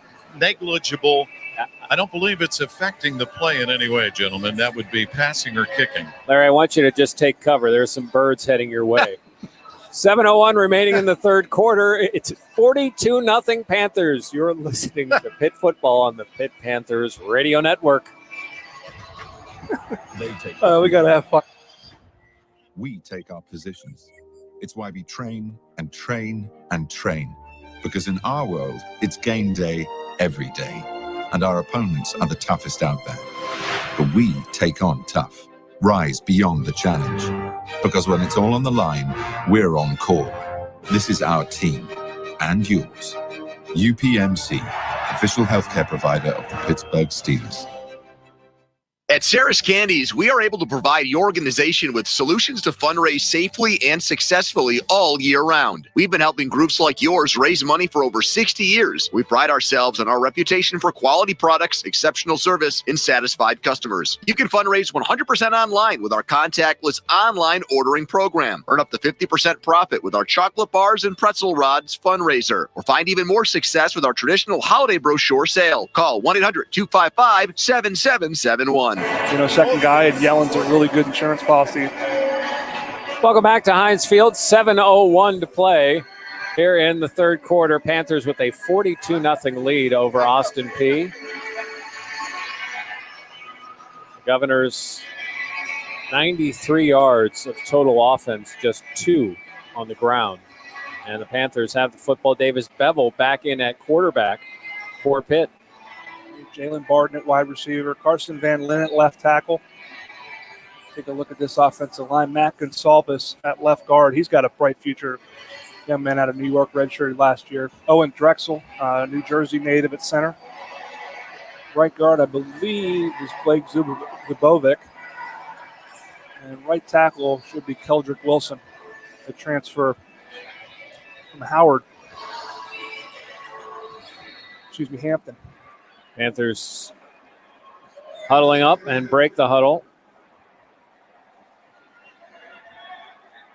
with Vincent Davis as the tailback gets the handoff. Davis up the middle for a couple of yards.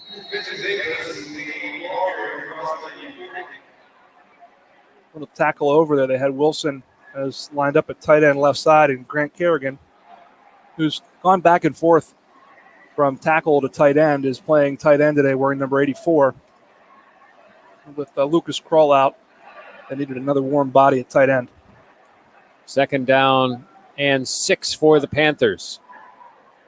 6.5 to play, third quarter. Vincent Davis making all kind of moves and still staying on his feet somehow and still on his feet. Breaking 3 or 4 tackles. Vincent Davis gets over midfield for a Panther first down. And yes, it's 42-0, but an exciting run for Vincent Davis. Vincent Davis put on about 12 pounds of muscle this offseason. He is low to the ground. He's short, but he has put on some muscle to try to help with his durability and also be able to break those arm tackles, which he broke more than arm tackles on that run. Cordell Jackson had to finally tackle him up high.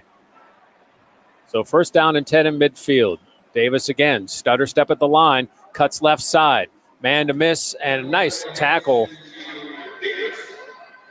by Austin Peay. And that was Cordell Jackson again. Interesting little change up here. Number 30, Brandon George, who's a middle linebacker playing some fullback. Brandon George from Berks Catholic High School. So the obligatory shout out here is my father-in-law, Bob Reese, went to, what's the name of that school again? It'll offend him that I'm not remembering the name of the school. So wait a minute. You were about to get brownie points, and now it's going in the wrong direction. Yeah, I mean, I know the fight song, but I don't know the name of the school. Second down and 11. And Davis gets in another behind the lines of scrimmage tackle by Cordell Jackson. We're getting to see, here's a very proud man, Defensive Player of the Year in the OVC, Cordell Jackson, making a couple nice plays in a row. He's a nice player. He plays all over the field. I don't think knowing the fight song is going to save you, Pat. You're saying I'm not doing this on purpose. He's at the beach right now. I can aggravate him. Oh, he's listening. Oh, yeah. And 14 for the Panthers, 42-0 Pitt. 4:37 and counting here in the third quarter. Back to passes Bevel. Bevel looking, throwing, crossing route, completing. It's Garrett Bickhart with the catch, and it'll come short about 2 yards, maybe 3. So it'll be 4th down and 3 for the Panthers at 43-yard line, and the Panthers will go for it. It's a nice crossing route. We've seen Bickhart, who's a redshirt junior, for a number of snaps. And Pat, we saw him earlier in the game as well, not just here in the second half. Shotgun, 2 receivers each side. Bevel throws on 4th down and a little high for Bickhart and incomplete, and the Panthers will turn the ball over on downs. And just a little high. on that throw on a slant route to Bickhart. Yeah, any slant route, any ball across the middle, got to keep that ball chest high or lower. You put that thing up in the air. Number one, a guy can get lit up. Number two, gets tipped in the air, it could go anywhere. So poor throw by Davis Bevel, but Panthers, showing a little bit of weakness with this second offensive line. I would say Austin Peay has given them some trouble.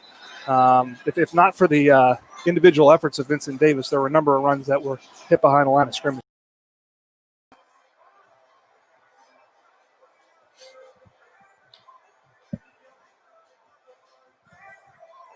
What? I know, the cord keeps messing me up. That's why I switched.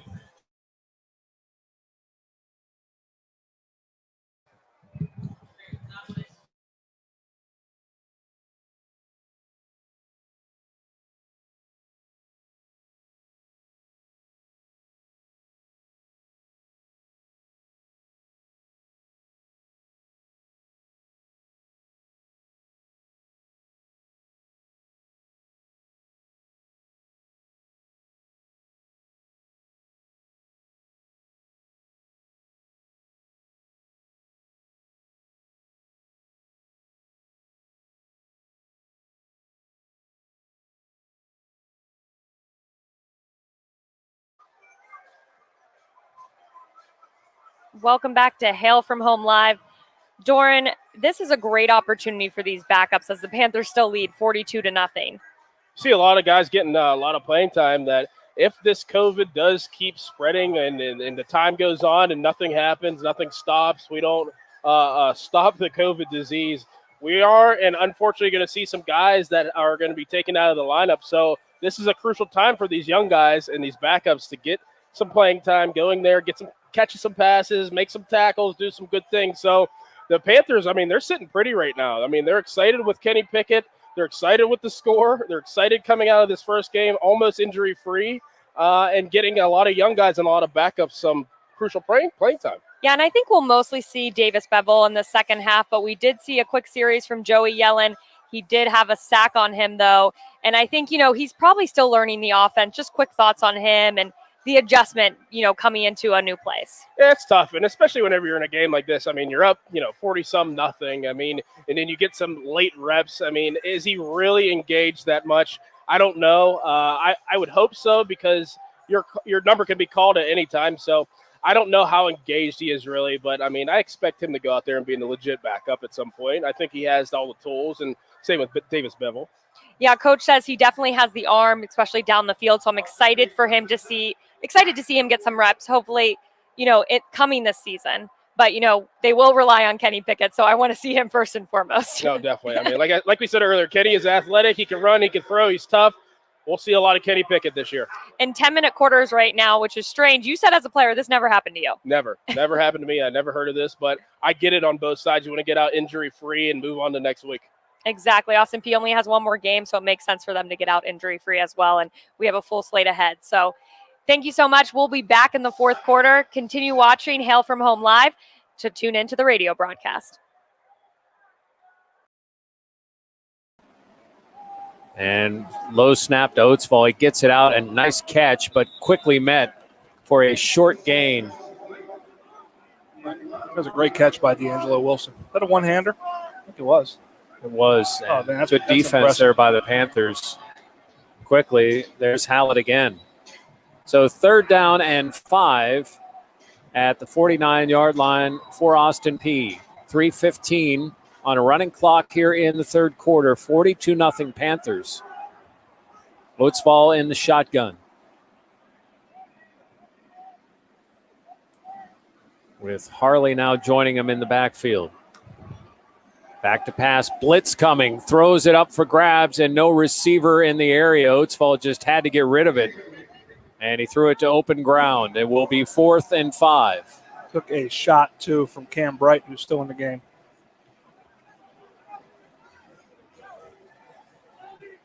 That'll stop the clock at 2:54 and a 42-0 Panther lead.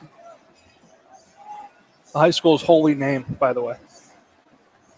Holy Name High School. No longer exists, though. It's now Berks Castle. Did your wife text you? I got like 17 text messages. DJ Turner is back to return the punt.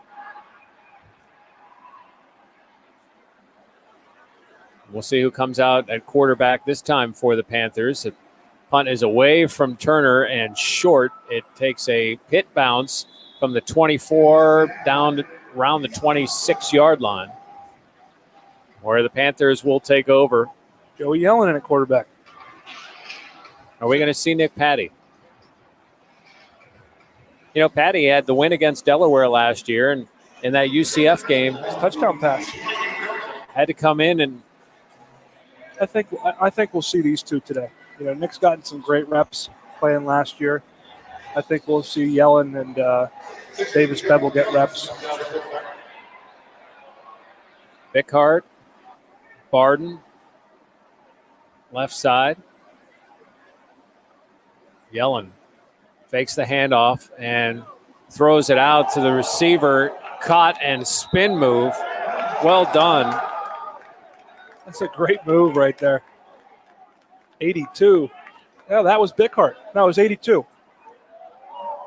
82 Thompson. That was a great play. So the reception by Thompson and a big cheer along the sideline as He Panthers trucked somebody on the sideline. recognizing a first catch, 41-yard line, and a handoff to Banakanda to the 46-yard line. It's a nice cut there by Izzy. We can call him Izzy now that we've introduced him properly. Joe Now, Castillo can't, though. 5-yard gain for the Panthers. Joe, of course, the PA announcer, and movement here from the Panthers. They're trying to run some tempo with 1:48 to play here in the third. False start, offense, number 68. 5-yard penalty, first down. Zabovic. A little early there. Didn't hold his water. Young man out of Bell Vernon. Bell Vernon, the Valley. So back to the 41-yard line where it will be second down and 10.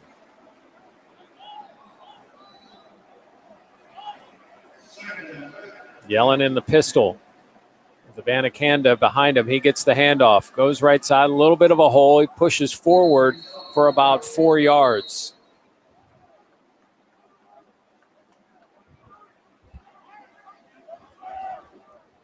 Kobe Perry among those in on the tackle for Austin Peay.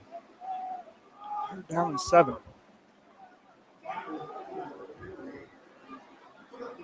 Banakanda remains in. Yellen now facing a 3rd and 7. Back to pass, looking deep, throwing deep over the middle and knocked away. Pass knocked down by the defensive back. Plenty of time back there. Good protection up front by the Panthers. Jonathan Edwards. That Bickhart down the middle. He just needed to put a little bit more on that, getting out in front of him. You guys got to put it over the top. That's what Mark Whipple just said to him. So just put it over the top. And so Christodoulou to punt for a second time. Standing on his own 30. 1:02 to play here in the third quarter.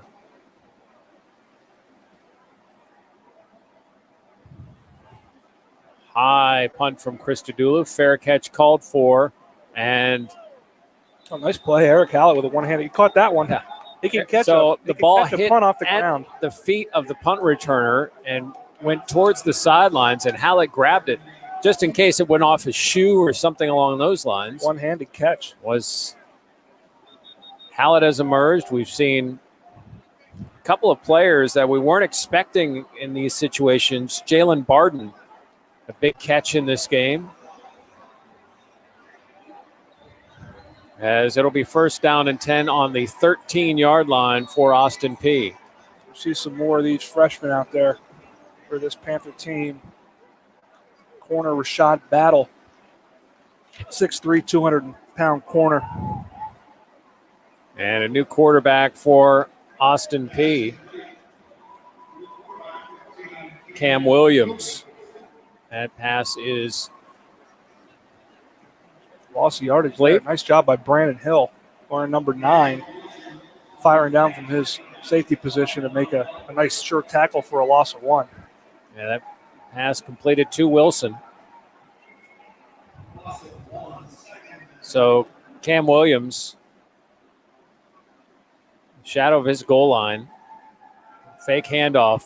Throws it over the middle and intercepted by the Panthers. Hallett having a second half here, and he's finally tracked down as a flag goes down. Back around the 23-yard line or so. Eric Hallett read that well and picked it off.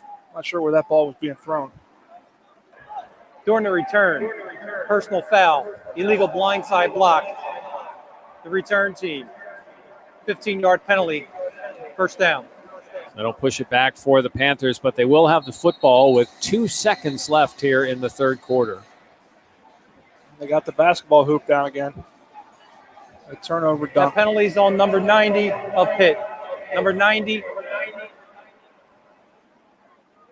DeAndre Jules, redshirt freshman. That was a great But play Hallett by, there with the series of plays. Eric Hallett. The ball was thrown to him. Yeah, pretty much no receiver had a chance at it, but he was able to capitalize on this one. So you feel good about Panthers getting their second interception of the day, adding to that turnover total. Hallett's a guy you forget about, too. I mean, he can play corner, he can play safety, he can play nickel. Played a lot last year. Took his lumps and is better for it. Davis Bevel back in now, so the rotation at quarterback continues. And I will say that's been the case all through training camp, too. Those two guys have rotated. Harris Ford had the other interception, so 2 for Austin Peay. Bevel in the shotgun. Play action, throws it out, and complete and tackled immediately.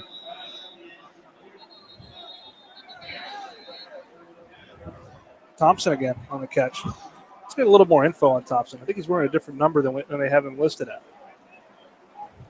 And we'll have that for you as we start the fourth quarter. I think he's a local We guy. have reached the end of the third quarter.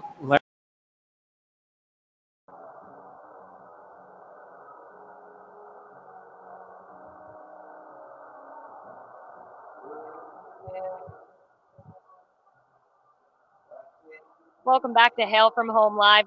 Again, 42-0 still. No score yet. They're rotating those quarterbacks, and it's good to see some of the other defensive players getting in there. They obviously don't have the first team in there anymore, which is good to see Eric Hallett with just an interception just now. Yeah, that's a confidence booster. I mean, you're a young guy. You get into a game in Heinz Field. I know there's no fans, but you get into your first game at Heinz Field. You get an interception. It's a confidence booster as you as a player, confidence booster for the coaching staff, your defensive coach. All around good stuff today from Pitt. Expected, but, you know, these first games have haunted some Pitt teams in the past. So it's very nice to see Pitt go out here and take care of business today. And I'm going to talk about that in a second, but I have to comment that Sweet Caroline is on right now. And do you remember this as a player? You have to, obviously. I do. I remember seeing people dancing, or not dance, but go back and forth in the stands. Hopefully people can do it at home. Yeah. But talking about those first games, they can haunt you. I mean, Pitt fans have dealt with this in the past. You've dealt with this as a player. Your first game, one of them being Bowling Green, I believe, and you guys lost that game. Yeah, we went out there and we totally underestimated a Bowling Green team my junior year. We thought we had a good game plan together, but totally underestimated them. They were a lot better than we thought they were. And we just weren't on our P's and Q's. We should have taken care of business, and we didn't. And that happens, but that can't happen to a good football team. If you're expected to be a good football team this year, you can't let that happen. You can't have games you're supposed to win and you lose those. You have to win the games you're supposed to win, and Pitt is taking care of that right now, unlike we did in 2008 when we played Bowling Green.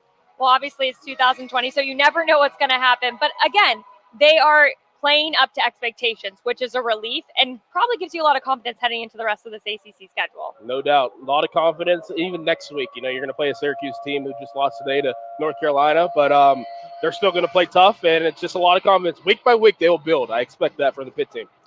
Well, it's time for the fourth quarter, and they'll be doing the fourth quarter party as expected. Sorry, it's a little windy here. We'll be back with you in the fourth quarter. You can stay tuned with the Fan.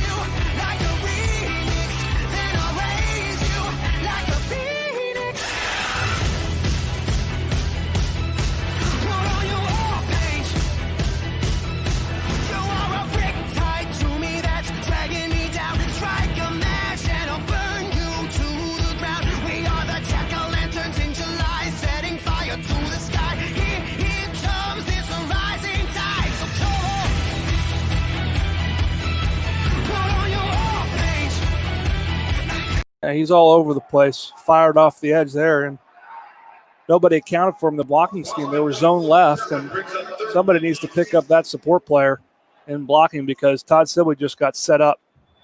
That play was doomed. You could see it happening, and the fact that the Panthers held on here for a 3rd and 16. Pistol formation for Davis Bevel.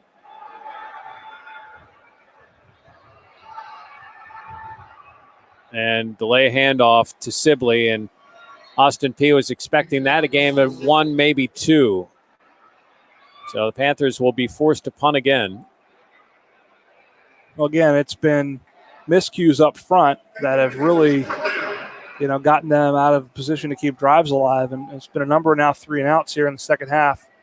And certainly, too, the penalty on DeAndre Jules on the interception is hurtful in terms of adding more points. Again, we're not in a dire situation here, but, you create habits in situations like this. So the Panthers aren't going to be happy with their performance in the second half.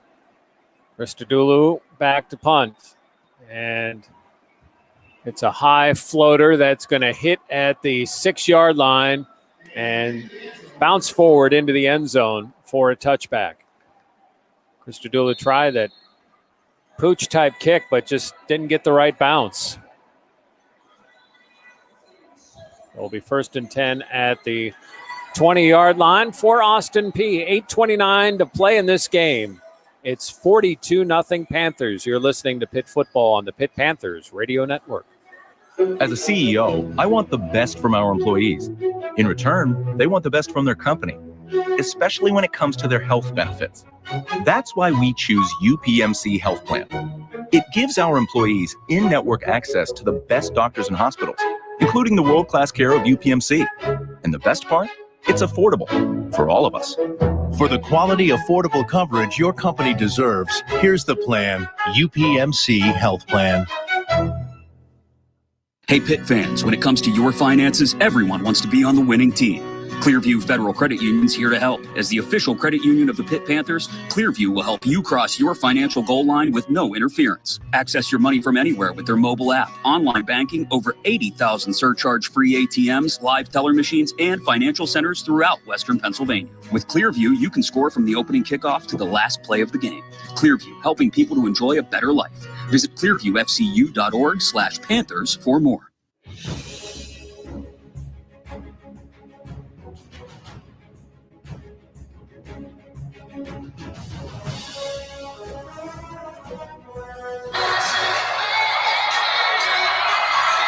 We're live at Heinz Field, 8:29 remaining in the 4th quarter of play. The Panthers have a 42-0 lead over Austin Peay's Governors. And if you checked in and out and said, wait a minute, there should be more time in the clock, you would be right. They decided at halftime to shorten the 3rd and 4th quarter and only play 10 minutes instead of 15-minute quarters.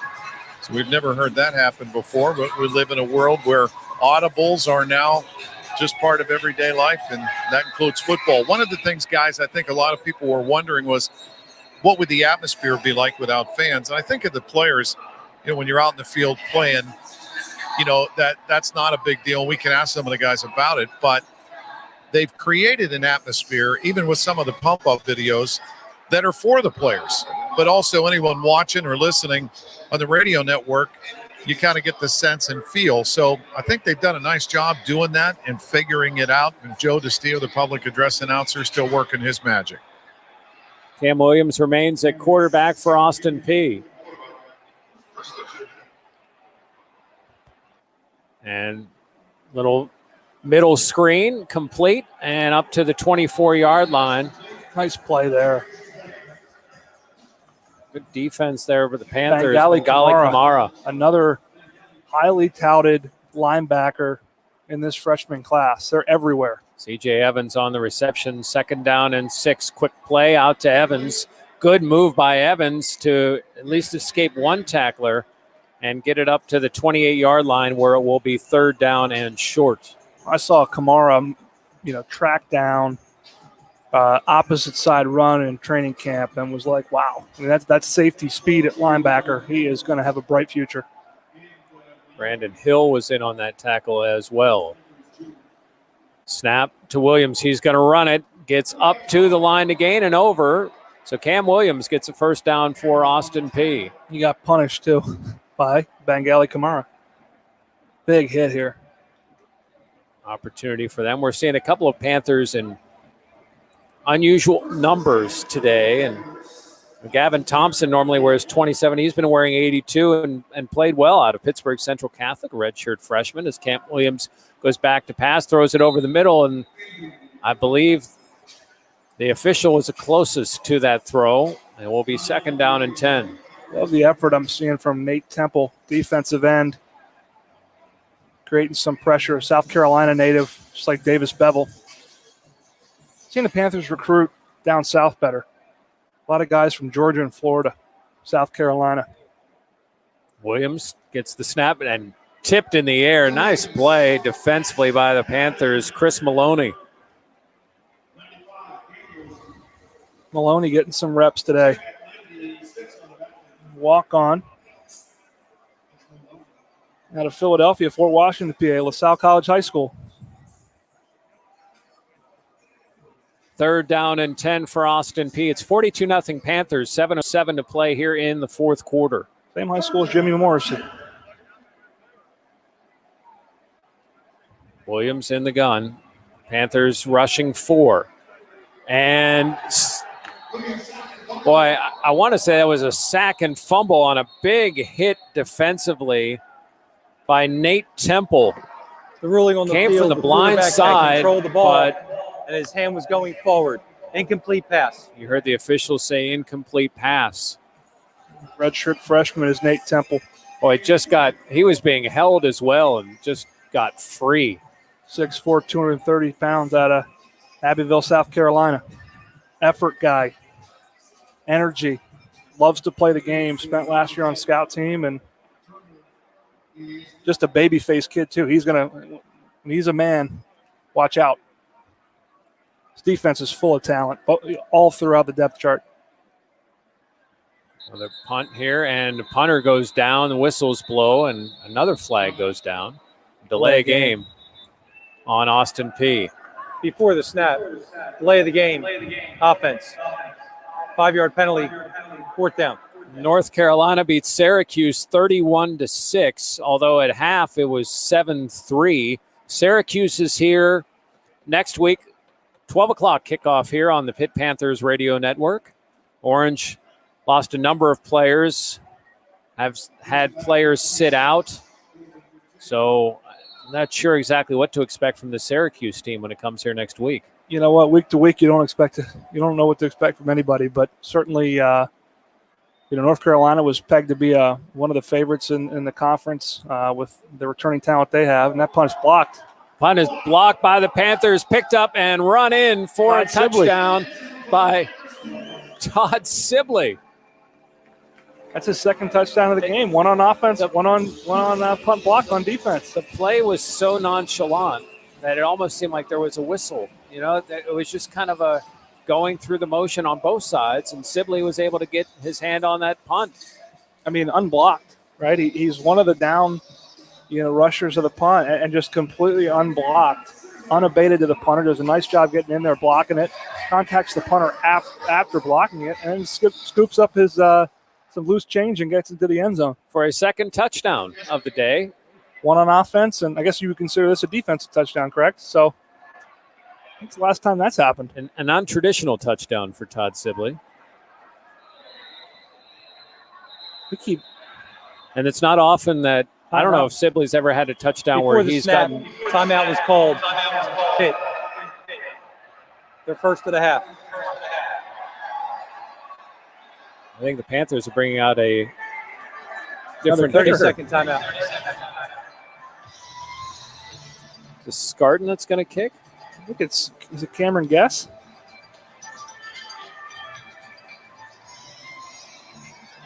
Ben Sauls, freshman out of Tip City, Ohio. Highly recruited guys. Originally, I believe, looking to go to Iowa State. But Ben Sauls. Again, good to give him some work. Guys, it was nice to see Todd Sibley get that. I know he struggled last year and hoped to contribute more running the ball, and this will go a long way to build his confidence. And physically feels like he's stronger and 100%. So now for Christodoulou, he has to turn around to the other side after the Todd Sibley. It's rare that Sibley is able to be the first one to touch the ball and score.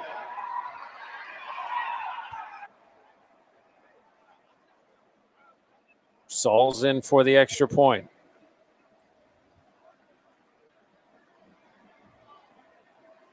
And bad snapper hold, and Saul's just get on it. Gets the ball, and the ball is loose, almost like a comedy scene as the ball rolls around and it's recovered by the Panthers. So the point after attempt is no good.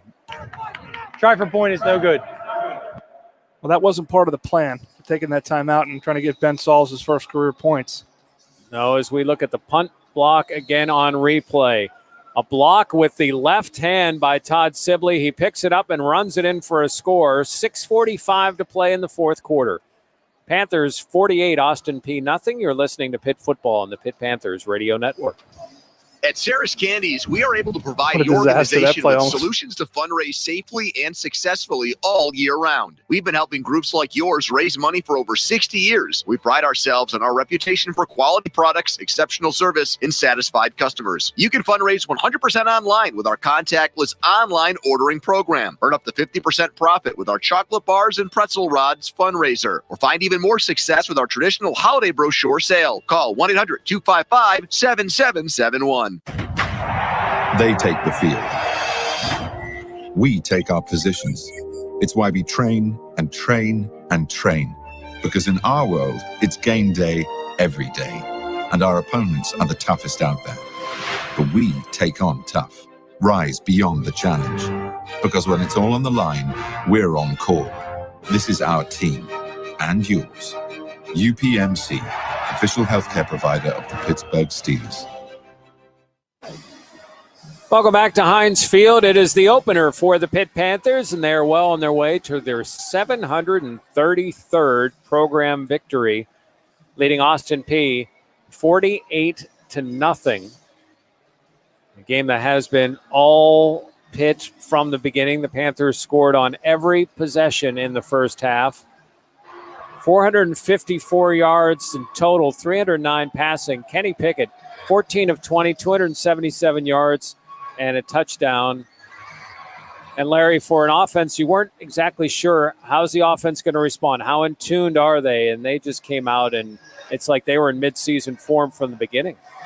Yeah, they certainly looked like they achieved what the coaching staff hoped, and consistency. They scored on every drive for those first four, and you put up that many points, so you can nitpick about things after that, and you start putting in a lot of personnel, especially on offense, and try to give guys a feel for being out there when the games count. So from an offensive standpoint, a lot to like. And defensively as well. I mean, a couple of interceptions, some pressure. And Austin Peay just 2 of 12 on third down. So at the money down, Panthers really came up big today. Yeah, they were excellent last year on money down with that, their Delta package, and it's been great today. Really an outstanding performance defensively by this Pitt defense.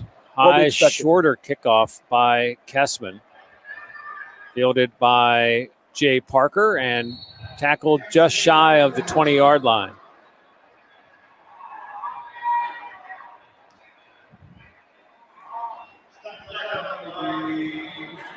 Brandon George among those in on the tackle. I want to mention, too, this offseason's been tough. It's been weird. And, it doesn't change the fact that you lost a couple of great Panther supporters and Panther men this offseason, one being Alex Kramer, longtime administrator at Pitt, proud Pitt alumni. I had a great relationship with Alex. No one knew more about the history of Pitt football than Alex Kramer, and also supported Jim Wilkes this summer, and we miss you both. Williams back to pass, and he's hammered down. Sacked by the Panthers. Dayon Hayes. Wow. Came right around the corner and crushed Williams. Even though he was coming from his his view side just had no chance. He looked like he was shot out of a cannon. 8-yard loss on the play. 6 minutes to play here in the fourth quarter. 48-0 Panthers, and a handoff up the middle, and not much there. Good defense again by the Panthers. Sneed, the carrier, and the tackle by Nate Temple. This defense is going to be good for a long time. They have a lot of talent. It's buried in the depth chart. Deion Hayes is behind Patrick Jones, Rashad Weaver, Deslin Alexander, Baldonado, Morgan. And you put this guy in here with 5 minutes left in a 48-0 game, and he looks like a starter, and he's only a true freshman. Williams in the shotgun, 3rd and 16.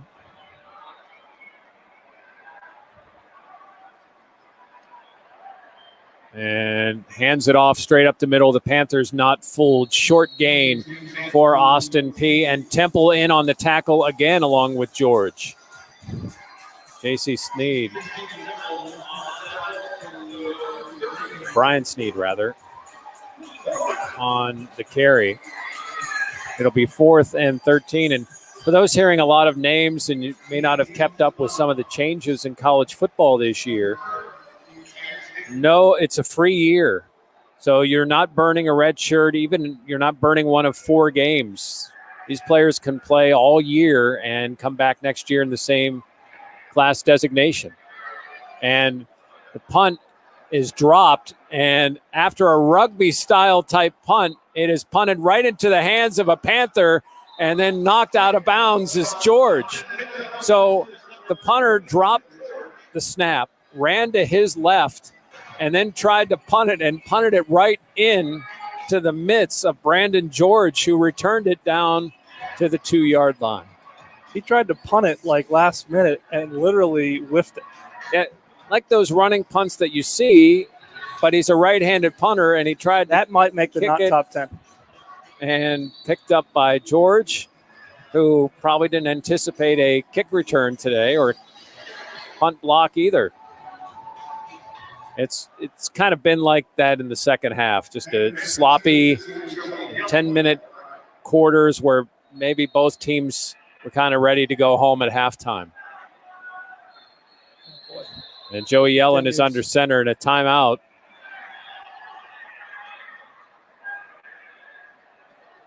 Before the snap started, timeout was called by Pittsburgh. Their second timeout of the half. Play Full clock. media timeout. There's about to be a false start. They avoided the penalty with that timeout, but So the Panthers already have a touchdown on a block punt by Todd Sibley. Nearly got one on a block punt by Brandon George at the 2-yard line of Austin Peay with 4:25 remaining here in the fourth quarter. Panthers lead at 48-0. You're listening to Pitt Football on the Pitt Panthers Radio Network. I'm with Rocco Florio from AirPro Heating and Cooling. AirPro and Bryant have put together our fall special. Purchase a 95% high-efficiency furnace for as low as $19.95 installed and receive a free programmable Wi-Fi.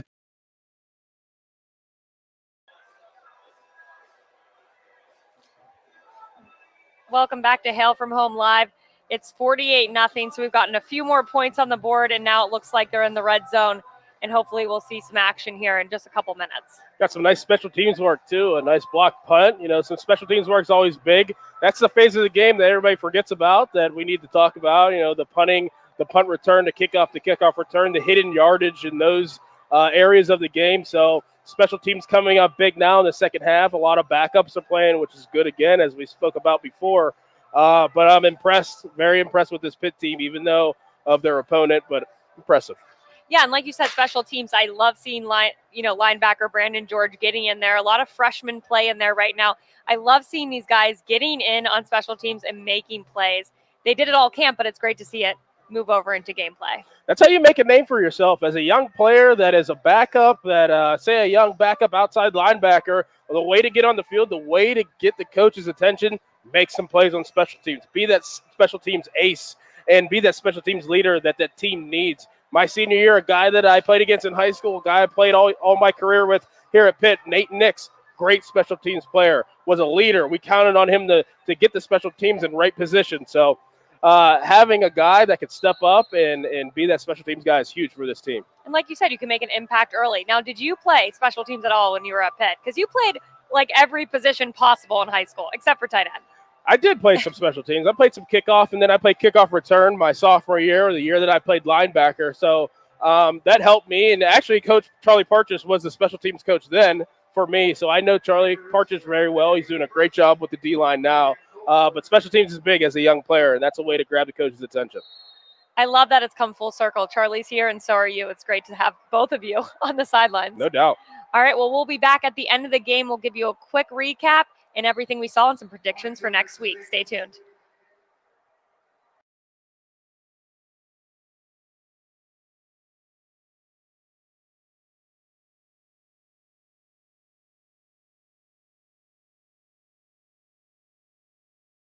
Cured, so second level defenders are able to roam free and make plays behind the line of scrimmage or at it. 2nd and goal at the 2, and a fumbled snap, and Yellen has to fall on it at the 4-yard line. So just not what Narduzzi wishes these were 5-minute quarters at this point. Be plenty to coach from this second half. Plenty to coach.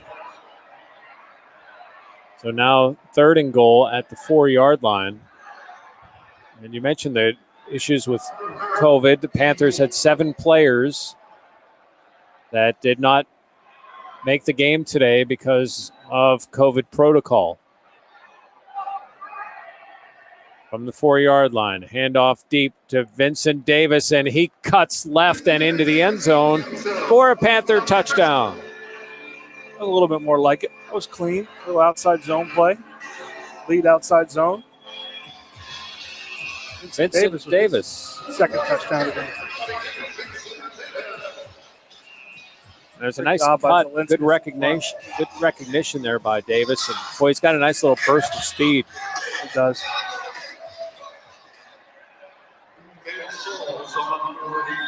Now another opportunity here for the young kicker, Ben Sauls. First one, the snap went through the hands of Chris Dudulu. This one, good snap, good hold, and good kick.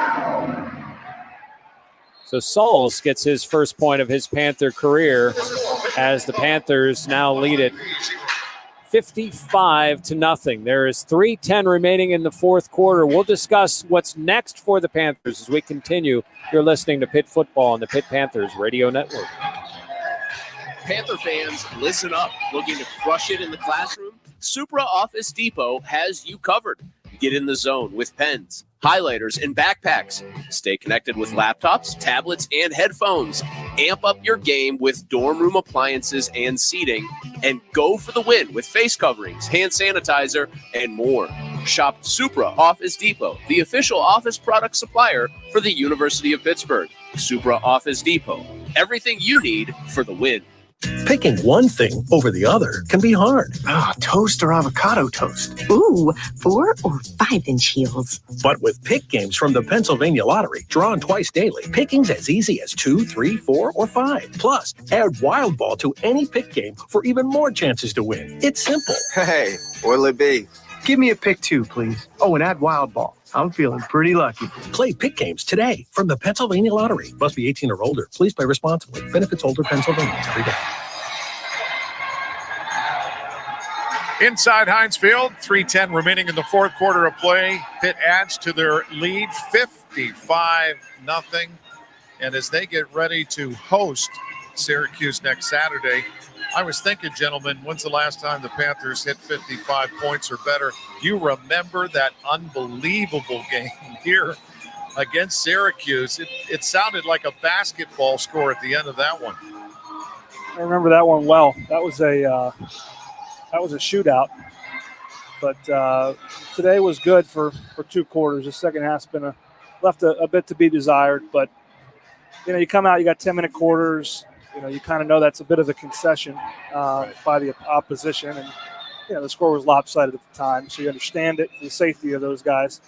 But that tests your maturity. And Pat Narduzzi and his staff aren't going to be happy with the execution in the second half. And that could be a little bit of a blessing for that to happen because you can come in, into this locker room after the game, and some of the zest of that first half and the explosive offensive plays kind of wears off, and you start to look ahead. These starters have been out now for 2 quarters. You start to look ahead now that you got Syracuse coming in town next week, and ACC play starts. So, maybe the reality setting in is a good thing. And really, tonight is the next big test, I think, for these young men, because they have done such a good job of staying socially distant and doing what they need to do. It's a Saturday night on a college campus after a big win. Good decisions need to be made tonight as well. You got to be smart. It only takes one guy for this whole thing not to work. So critical that these guys stay together and be smart. Kickoff into the end zone and return by Jay Parker as he gets out just over the 20 to the 21-yard line, where Austin Peay will have it with just over 3 minutes to play in this game. Take a look at this defense now for the Panthers.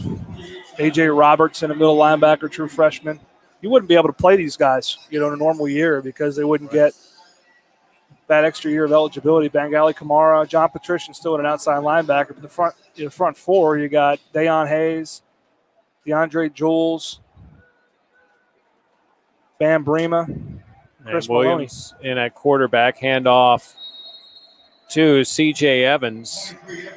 And Evans gains a couple of yards up to the 24-yard line.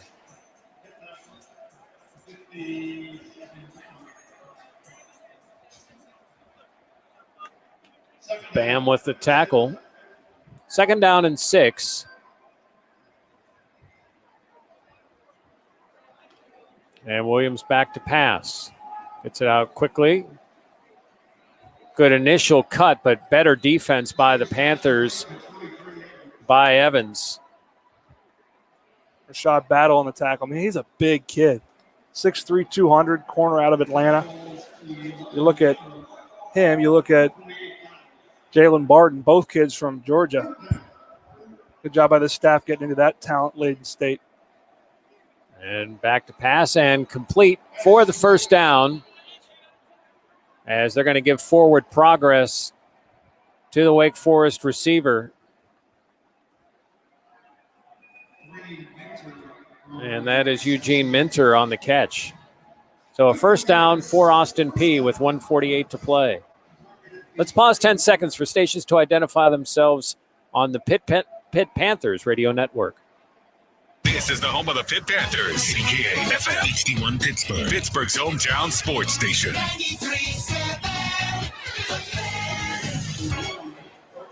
Williams throws it out to Jay Parker, and he is tackled after no gain left side. 1:21 to play here in the fourth quarter. Panthers up 55-0. Judson Taliender at safety. Another young, rangy player. The throw by Williams, knocked away on a slant route, will be 3rd down and 11. That knocked away by Patrician. Good job outside, too, by A.J. Woods. Got beat early on a post route. Panthers have had 23 players make at least a tackle. Their leading tackler has 3, which you just never see in a game. And stepping up and out of the pressure. And a nice job by Williams there to get out of the rush coming by Dayon Hayes and complete a ball to Jordan Pollard at about midfield, out of right at the sideline. A nice job, too, of coming back to that football. Nice throw by Cam Williams, too, on the back shoulder. 56 seconds to play. Williams back to pass. He's going to throw deep and throw is a little high and out of bounds as he was looking for Pollard again. So many freshmen out there getting looks. Battle 1, Kamara, Hayes 2-3, A.J. Roberts 4. Late substitution for Austin Peay. And now I think their illegal shift will be called on Austin Peay. Officials are going to huddle up. There's no foul for illegal substitution on the play. Second down. All right. Interesting.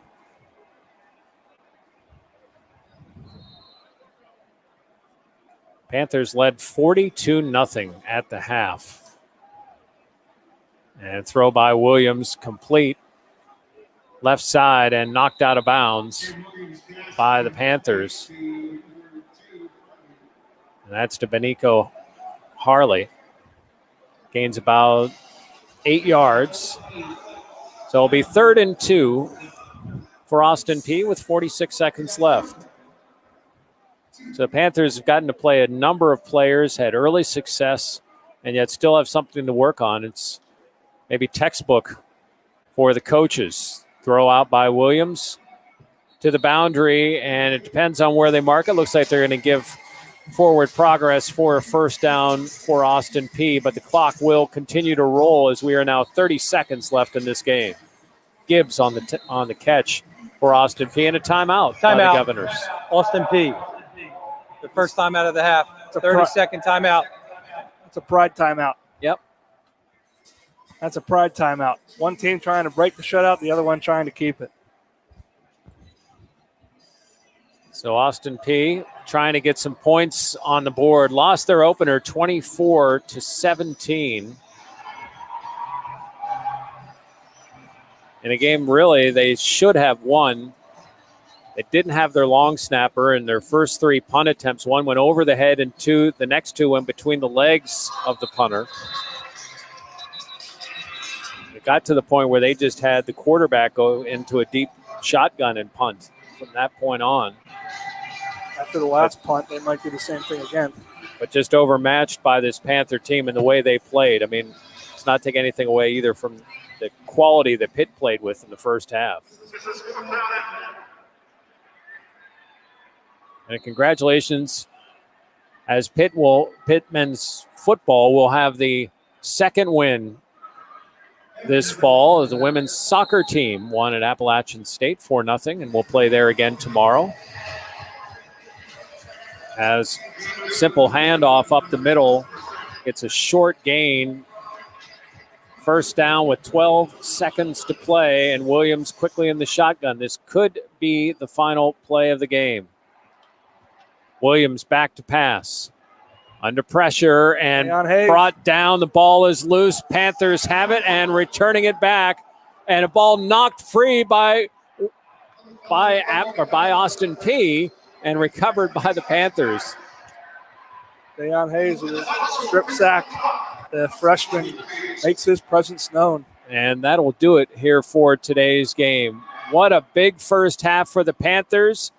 Got a little sloppy in the second, but Pitt with the big win, 55-0 over Austin Peay. The Panthers postgame show is next on the Pitt Panthers Radio Network. What is this, 2 minutes? Welcome back to Hail from Home Live. This is our final wrap-up of the game, 55-0 Pitt. Doran, just overall thoughts. It was certainly a dominating performance. Definitely was, and a lot of different guys touched the ball too, which is awesome. It's what you want to see in a game like this. I mean, Jordan Addison, a freshman in the slot, touching the ball 7 times. DJ Turner, a transfer wide receiver, having some nice catches and a touchdown. All those running backs that scored touchdowns, except for A.J. Davis, unfortunately, and Kenny Pickett. Kenny Pickett came out, was a leader, was a general, did the things he was supposed to do, had this team rolling early, and they went to the second half, put the backups in, and it's all history now. Now you move on to next week. 24-hour rule. Yep. Enjoy the game. Enjoy the win. Go party on Fifth Ave like the song that just played. And then it's on to Syracuse. Well, party safely, socially distant. Yes. I know some of the players will see their parents, but socially distant. Just, quickly, 456 yards from this Pitt offense and only 146 yards. So it just speaks volumes about the offense and defense. So I just want to quickly get that in. Yeah, and it speaks about the defense and all the anticipation that we had about this defense and all the awards a lot of these guys got, preseason All-Americans, all the awards, the Bednarik awards, all the good stuff. They showed it today. They showed that they can potentially be one of the best defenses in college football. This was a start. They've proved it. it showed that they had a great training camp. They did the things necessary, and they came out here and took care of business. And next week they have Syracuse, who lost today to UNC, but is a good team. So I'm sure they'll be ready for some revenge at Heinz Field. But we'll be back, of course. Definitely. I can't wait for that game. It's going to be a better test, a bigger test in Syracuse. And it's always a good game playing against Syracuse. And it reminds me of the Big East days whenever I played. So I can't wait to come back next week. And I hope the Panthers get another win. Yeah, I hope so, too. I hope it's just like this. Yes, I hope so. All right, well, we're back next week. Hail from Home Live will be back on 11:30. Join Doran and I. Will be here all next game. And for all home games, live streaming, of course, on our Facebook page, Pittsburgh Panthers, and our YouTube channel, Pitt Livewire. So make sure you tune in next week. It's a noon o'clock kick, but like I said, we'll be here at 11:30. Thank you, Doran. Thank you. Had a great time. Yeah, me too. We'll see you next week.